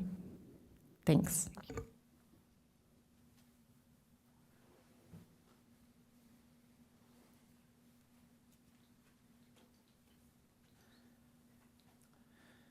Thank you, Council. My name is Adam McCurdy, and I'm very honored to be here tonight, and I really appreciate the work that Chris and Katrina have done. And being an arborist and caring for plants is a very difficult and exciting venture. And as we all know, as soon as you plant something, then you need to take care of it. The eucalyptus are beautiful. I love them very, very much. They're gorgeous to look at. However, they are as most of us know, native to Australia, and though they do have some drought tolerance, they're not really designed to exist in the kind of drought that we're experiencing. And as Chris stated, the placement where they are now, where maybe they had a lot of land to grow, they don't have that anymore, so they're surrounded by pavement and concrete. And so we can find those roots traveling, looking for water, 100 feet, 200 feet out into the fields. And so the crotches on these as well, I'm concerned about that summer, fall that Chris mentioned. That's not even with wind and whatnot. So these are giants that are just gorgeous, but really hard to have much integrity in the space that they have. So I love the idea of the replacement with some of the native oaks that was mentioned. Also, some biodiversity can increase some of the native habitat of the migratory birds and resident birds. And also in the thoughts of that zone there, all along Saxony, it's great. I love the idea of replacement and leave it to the arborist to identify the right trees that will fit in there better. But if there's something even more native shrub that would be more drought tolerant, that could allow more space so that there can be more walking path put in, not necessarily bike in that zone. That's a whole other conversation. But I think that would be really, I would really advise that as well in this process. And though only a few of them, of the plethora that have been there, have been deemed unsafe at this time, I would say as large as they are and as deep in drought as we are, that it wouldn't be a bad idea. I know there's monetary repercussions to it, but to look at taking proactive measures before they're in a danger zone, because you really can't predict. I also live in that home where that branch fell, and that there's a lot of crotches on all those that lean out over the street. And I can tell you, as we all know, Saxony is a thoroughfare to I-5, and there's a lot of traffic. And all it would take is one of those branches at the wrong time to cause a lot of havoc, not only on the home, but for passerbyers in vehicles or pedestrians. So I thank you all for the efforts that have been put into this, and hope that we can find a good solution. Much appreciated. Thank you. Okay. Are we watering the ones that we're proposing to keep? No, it's in an unirrigated portion of the city, so these are not receiving supplemental irrigation. Is it something that we could irrigate them with the truck that drives around? It would be quite difficult because we need to go out quite far to actually get to the roots, and a vast majority of this area is either under a street currently or it's on private property. So we're not going to be able to really fully feed to give them the appropriate amount of water. Okay, have you taken these removals to the UFAC? Yes, we presented at the last meeting, so just last month. And did they approve them? They had no issues with any of the removals. Okay, and so it's on our agenda report without a recommended action, is just to receive the oral report. So what is it that's prompting this to be here in front of the council instead of it just going to the UFAC in its normal process? Madam Mayor, maybe I could answer that question. It was requested to come to the council by council member. Kranz, or do you want to speak to this? Or because I'm not convinced that I don't know if I support removing trees under power lines because the power line is there. You know, it's like, we look at that photo right there. I mean, we have trees under power lines all the time, and we trim the tree back. And so, you know, but we're not bringing out the tree huggers because it's not agendized properly. Like, we're not saying we're planning to remove 18 trees of 100. So come if you want to speak to this issue. So there's something about the process of this being here that seems like I'm just not sure what is happening exactly. So Councilmember Kranz, do you want to speak to this, or? Sure. Yeah, go ahead. Yeah, this issue came up when the branch dropped and there was damage to the home, and the risk to the homeowners was significant. And the issue of eucalyptus trees, I think, is one that we need to have a plan to address, and in particular on Saxony, where we have some very old eucalyptus trees. So I thought it was important that we have a conversation. I didn't know how it was going to come to the council, so if it's an information item and that is in some way limiting, then perhaps we need to bring it back in a different fashion. But I don't necessarily want to be in the business of approving the removal of X number of trees or whatever, but I do think that it's important that the public have an opportunity to weigh in. The other thing that I think is important in this particular stretch of a very busy road is that we have a plan for replacing the trees. All trees have a life cycle, and I think it's in our interest, both from a liability standpoint as well as an urban forest management standpoint, to be figuring out how to replace the trees. And I disagree with you.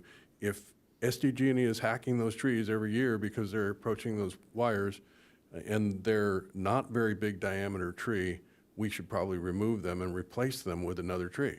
that isn't going to threaten the lines. And, you know, so it does make sense. The urban forest is managed. That's what we hire them for. And, you know, I appreciate the recommendations that they made. I think that identifying through the sonic tomography was very helpful. The tree that he was standing in, you know, that's a significant risk. So I do know that the sulfur conch only presents itself once a year, but it's fatal to a eucalyptus tree. Once it's on a tree, you know that that tree is eventually going to die and fall. And so actively addressing trees that have that particular malady, I think, is important. So I had you know, in sensitivity to the adjacent property owner, Leech Tag Ranch, I thought it was important that we have a conversation about how to proceed with the management of the trees along the front of their property. I think there's also an opportunity for sidewalks, walking area, you know, and other things that we should be considering. So perhaps this presentation is a first step in doing that planning. Okay, Councilmember Lyons.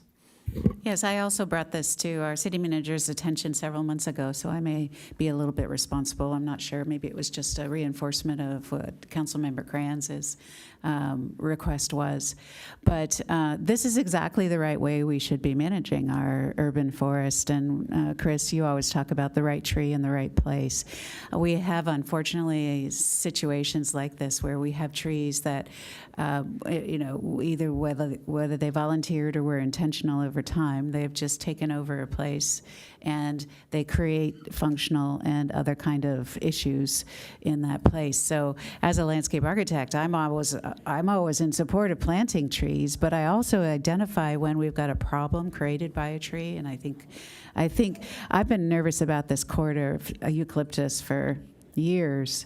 So I didn't know that it was going to come before us. And now I think I understand better what happened so that it did. But this is your standard protocol for trees that are in the public right-of-way, and you've gone through all the process that I think you should and that you're doing. And my primary comment, and then I have a question, is that we do need to have a plan for replacement. And maybe, Chris, if you have some thoughts on that, but I know you're talking about what your decision is now about what's going to be removed and why that decision was made and all the factors. But all these eucalyptus are going to go down the same way. They are, as they get older, they're going to be the same risk that you have measured now, but they will over time. Every time I see eucalyptus, I just see danger. They just break so easily. So if you do have a plan over time, I would love to see what the plant palette is with some biodiversity to, maybe it's not all trees if that doesn't functionally work well here. But the question I do have is what the plan is for that tree right there, as the public speaker was curious about. Yeah, thank you. Yeah, so for all these trees, we just had a major storm come through within the last couple of days, and we saw no failures on any of these out within this area of any significance. So that being said, there are a multitude of trees that there's going to be structural corrective actions taking on those trees, and one of them is this tree, to do a crown reduction to bring that down to reduce that risk associated with that. Based on the industry standards that we used in terms of tree risk and the likelihood of a target being under that tree when a part failed, this tree didn't come out as a high risk. And so my part for the city is to identify high-risk trees and make those recommendations for removals. And when it's not, if we can mitigate that risk by doing a crown reduction in this case, that's going to be my recommendation. So as I said in this, it's going to be some just corrective pruning and a crown reduction, and then annual inspections on these trees, especially those that we saw a little bit of decaying. We're going to monitor that. Now we have a baseline to look at, so I can go back to the same trees next year, take a look at that and see if it's starting to spread. And then we know it's spreading at maybe a little bit rapider rate, so we can go ahead with removals, et cetera. Thank you. Okay, so I guess I just want to put out there that I think the height of our trees is a really important feature of them. And so when you look at that corridor, and you think about taking out the really tall trees, the eucalyptus, if we have 100 of them, I mean, my hope would be we would be trying to preserve them. So we would think about trimming them, we'd think about watering them, we think about, we created the UFAC out of the crisis over the ficus trees in downtown, not placed properly, too tall, too much droppage, all these, roots in the sewer, all these problems. But we luckily did not go forward with cutting down, and removing that tree canopy. That I supported the maintenance of it. And I do hope that the city and the arborist is making decisions in the best interest of maintaining the health of the existing tree canopy and replanting it, but not, I don't think it should become overly politicized where we're making decisions about whether to take a tree down.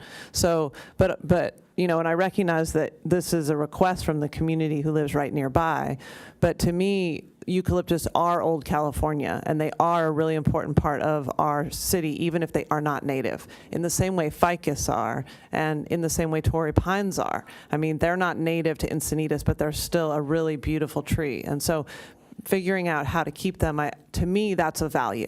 And I remember one of the very first things I was involved in when I was on the city council as a city council member was removal of eucalyptus trees in Cottonwood Creek Park.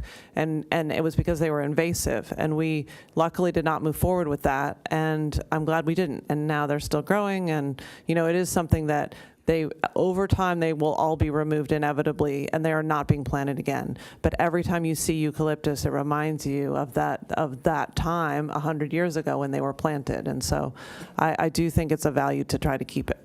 So recognizing, that there are a lot of different interests here, that we have a UFAC and we have an arborist to look at these things, and this is an information item, so there's no vote here. But I just think it's worth saying that, and I know the council in the future will continue to make decisions as they come to them. Thank you. I appreciate that. I think part of what we're doing now is taking those additional steps. Previously, before the city arborist position was brought in, it was more reactive. Now we're taking this level 1, level 2, level 3 step to really put in the time and effort to look at these trees before making an uneducated decision for removal. And so all these are going to the UFAC, right, these larger scale removals, but we're really taking the time. I don't want to recommend the removal of any big tree, but if it presents a risk and stands a chance to impact somebody in the community, that's when the recommendations can be made. Otherwise, we are preserving over 86 to do some maintenance on, monitor these trees. We just found the ones that aren't so good and they present a risk to the community. So those are really the ones that we're recommending for removal in this case. Okay, great. Well, thank you. I think there's no action on that. Excuse me, if I may. Mayor, Deputy Mayor, Council, hi, John Ugrob, Public Works. I'd like to assure you that Chris and I and our team, our goal is preservation and safety. These eucalyptus trees, we have a little over 700 of them citywide. They're touched every year. They're looked at every year, just like the ficus are. And we have a whole separate cycle for palm trees, so they are looked at every year. And though they don't get this level of evaluation every year, our goal is safety and sustainability. So to keep the canopy, to make it safe is absolutely our goal. And with Chris's help and everything else, hopefully we're doing that for you guys and for the community. So thank you. Okay, thanks for piping up and saying that. Sure. Okay, well, I think that's it on this item, right? So we'll move to the next item, which is our council member initiated item. So we'll hand it over to the two of you, Councilmember Hinsey and Lyons. Thank you. So this item comes at the request of James McDonald, who has joined us tonight, and also with support from Inge Biskiner, former environmental commissioner. And it was a really great idea. I looked at the website they recommended, and basically it's pretty well charted out what the city would need to do to become an official bee city, which includes several actions that I think we probably already have the capacity to do and can just be doing it in a more focused way and bring in the bee people to be partnering with our city to achieve some of those goals that a bee city has. And so you'll see in the recommendation, the main item to kind of decide tonight is if we wanted to form a subcommittee or if we just wanted to task the Environmental Commission with being the official bee committee. And my recommendation after discussing with the city manager is that the Environmental Commission take this on, so there would be a standing item, maybe quarterly or as appropriate, to discuss the bee efforts, the pollinator efforts within the city. So some suggestions that we had is to use EcoFest as the yearly event where we promote pollinators and activities that we can take on as a city, and to just find more opportunity to increase our pollinator habitat, to review our pest management plan, and to promote it. So it's pretty straightforward, and I think we have the support here from the community to make it happen. Anything to add, Joy? Yes, and I know that we talked about how this would really work very nicely with our native plant policy that we're developing, and also with our open space initiative. So it's very complementary, and that's all I wanted to add. Very excited to consider this item today. Do we have any public speakers? We have 3, Mayor. Okay, go ahead. They are James McDonald, Eric Robinson, and Rose Hogling. Hello, my name is James McDonald. Thank you for allowing me to speak up here. Up here we have a picture of some woman giving an award to some guy. No, I do the names, but the point of I'm having it up here is Bee City USA is sort of a misnomer, clickbait. Bees are trendy. What we're really fighting for here is biodiversity, and in the big picture, extinction. Things are going extinct at a record rate, and this is a man getting the biggest environmental award because he's protecting biodiversity in San Diego, and that's what we're doing. Can we get the next picture? Non-toxic San Diego, another snake pit. I am a member and an admin for this. There's a lot of for-profit anti-pesticide corporations, and it gets kind of scary. It's non-toxic communities is good, and non-toxic neighborhoods is predatory. It gets really confusing. The Xersey Society has been in existence for decades, and they're really, they are to insects and invertebrates what Greenpeace is to dolphins and whales. They're the largest organization in the world doing this kind of protection for our pollinators, and you can really trust what they're doing. It was very, I don't know, the past sense of synchronicity, that you're just discussing the eucalyptus trees. This is complicated. Are they good? Are they bad? Are they invasive? Yes, they are. Are they foreign? Yes. Do they provide a huge benefit to our pollinators? Yes, they do. And these are questions that you have millions upon millions of dollars and resources to send them these questions, and they can answer. I want to talk a little bit about the name. They joked about the reason no one knows about the Xersey Society is no one can pronounce the name. I asked my mother what it means. She's a Latin scholar. Hi, Mom. Where's the camera? She's watching. And I thought, why would they name this? It turns out, she goes, oh, yeah, he's this Persian king. And why would they name this organization after this tyrannical dictator?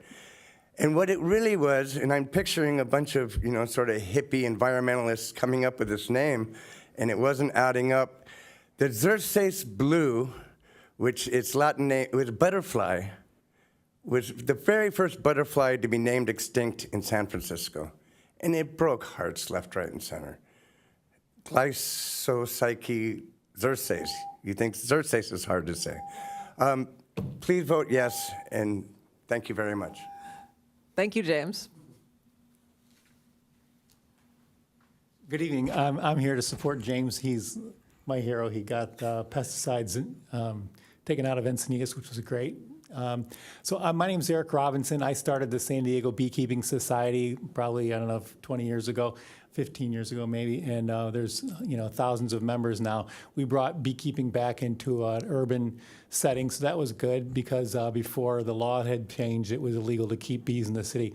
But keeping bees in the city is kind of like, having dogs to keep wolves away. If you have nice bees, it kind of keeps the more Africanized, more dangerous bees away. So it's not really immediately apparent, but by actually having nice bees around, you prevent bee stings. So it's an interesting kind of contradiction there. Anyway, both my grandfathers took beekeeping at Cornell, so it's kind of in my blood. And it's a gene that expressed itself later in life. But we do have a lot of bees, still here in the area, Encinitas, Rancho Santa Fe, and San Diego that are here because of our actions. And it is, part of this move forward to try to create more agricultural activities and people, to keep them more in touch with their food supply. We're also moving very quickly forward with a new beaver initiative. Just the laws finally in California finally changed. Of 11 western states, only California was not putting the beavers back where they belong. And finally in June, the law did change. So we are going to be able to see beaver dams coming back to Southern California. Looking forward to that and all the biodiversity associated with beavers. I mean, it's amazing. This one species that creates this huge riparian environment for insects and birds and fish and all these things that can come back because the beavers are coming back. Anyway, so that's just some good news. And thanks very much for letting me speak tonight.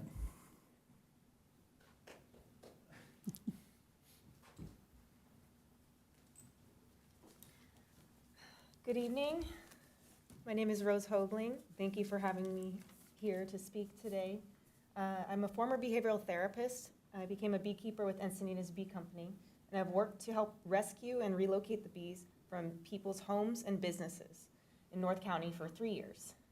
When we remove a colony, we bring it back to our apiary where we nurse them back to health.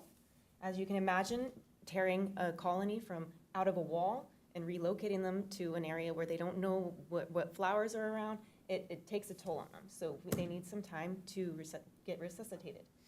And after they regain their health, we give bees to the backyard beekeepers, some to almond pollinators, and some colonies we keep for educational purposes and honey production. I'm here tonight to voice my support of Encinitas becoming a part of Bee City USA. Bee City USA will help provide resources for protecting our pollinators. Bee City USA works towards conserving native pollinators through promoting the increase of abundance of native plants, providing nesting sites, reducing the use of pesticides. Pesticides, if they do not outright kill the bee, they can throw off their sense of taste and direction. The pesticides can also affect the fertility of the hive, the honey production, and the bee's immune system, making them more susceptible to pathogens, mites, and hive beetles. I've seen firsthand what a hive looks like exposed to pesticides, and it's quite tragic. It's dry, there's no honey, there are no babies, brood, and there's just this pulsing energy feel of you can hear the bees basically frantically buzzing in their hive, trying to figure out what job they have. They're confused. With Bee City USA's assistance, Encinitas can better incorporate pollinator conscious practices into city policies and plans. Please vote yes for Encinitas to become a bee city and help us save these crucial pollinators. Thank you. Well, thank you to our bee lovers who came today to support this agenda item from our two council colleagues. Councilmember Grants. Yes, thanks to bee lovers. James and I have been on bee jobs together, and no one has greater love for bees than he does. And I appreciate all the work that he's done over the years here in Encinitas. It's interesting because I have been in conversation with Dr. James Nye at UCSD, a bee researcher of renown, and we were, trying to come up with a strategy to get cities to adopt pollinator policies, and then lo and behold, James shows up, and then the agenda item, and so everything's happening. We will hopefully be one of the first cities, but this is something that he's planning to start showing up at council meetings around the county. We have Tara Lawson-Reamer's office that's talking about possibly adopting the Bee County USA approach for the unincorporated areas. So the goal is to get the entire county covered with this particular effort. There's also an organization called the Pollinator Partnership, which has essentially the same focus, but it doesn't have that great name of Bee City. And they have the ability to become bee-friendly certified. So anything that raises awareness about the challenges we have with regard to our pollinators, I think is very worthwhile. So I would certainly support this and make a motion that we take the steps that have been outlined in the report. Okay, Councilmember Lyons, did you want to? I just think, I just want to reemphasize that I think we have a lot of bee synergy. There's just a lot going on that really will be complementary, and I look forward to moving this forward. I'll go ahead and second the motion, but I do have a clarifying question. It looks like the recommended action is to complete a sample resolution. I better put my glasses back on. Complete a sample resolution for Encinitas and return for adoption designating Encinitas as a Bee City USA affiliate. Is that just because we didn't have a resolution attached to this today? I mean, procedurally, I have a question about that. Yeah, I can answer that actually. So some of the things that need to be hashed out in the resolution is designating a staff person who would be the liaison and specifically stating how the committee will function. And I think that for those things to be completed, we'll need to approve this so that staff can actually work on that and the city manager can determine who those folks will be. And so maybe when the resolution comes back, it will just be on consent because I don't think it will be controversial. Okay, thanks for the clarification. Okay, so is there a motion by Councilmember Cran, second by Councilmember Lyons? We should go ahead and vote. Councilmember Kranz? Yes. Councilmember Hensy? Yes. Councilmember Lyons? Yes. Deputy Mayor Mosca? Yes. Mayor Blakespear? Yes. Motion carries unanimously. Okay, nice job. Okay, well, I think we are nearly at the end of our agenda here. So any council member reports pursuant to 1, 2, 3, 4? Councilmember Kranz? Nada. No. No. Okay. No. No. City manager report. I just want to say that it's, thank you very much. It's a pleasure to work here with all of you. And I know some are leaving, but I appreciate you. And we look forward to seeing the next ballot update by 5 p.m. tomorrow from the state and the county. That's right. That's true. City attorney report. No report. I just recommend that everyone behave. Okay. Thank you. The day after the election. City clerk report. No report. Behave. Oh, behave. Oh, funny. He's playing on your thing. Assistant city clerk report. Oh, yes. Okay. I think the city manager hit the nail on the head with the update coming tomorrow. And for updated election results, go to sdvote.com. That's right. So there's no election update today, but it's tomorrow at 5 p.m. Sheriff report? Any sheriff report in the back? No. Okay. We are adjourned.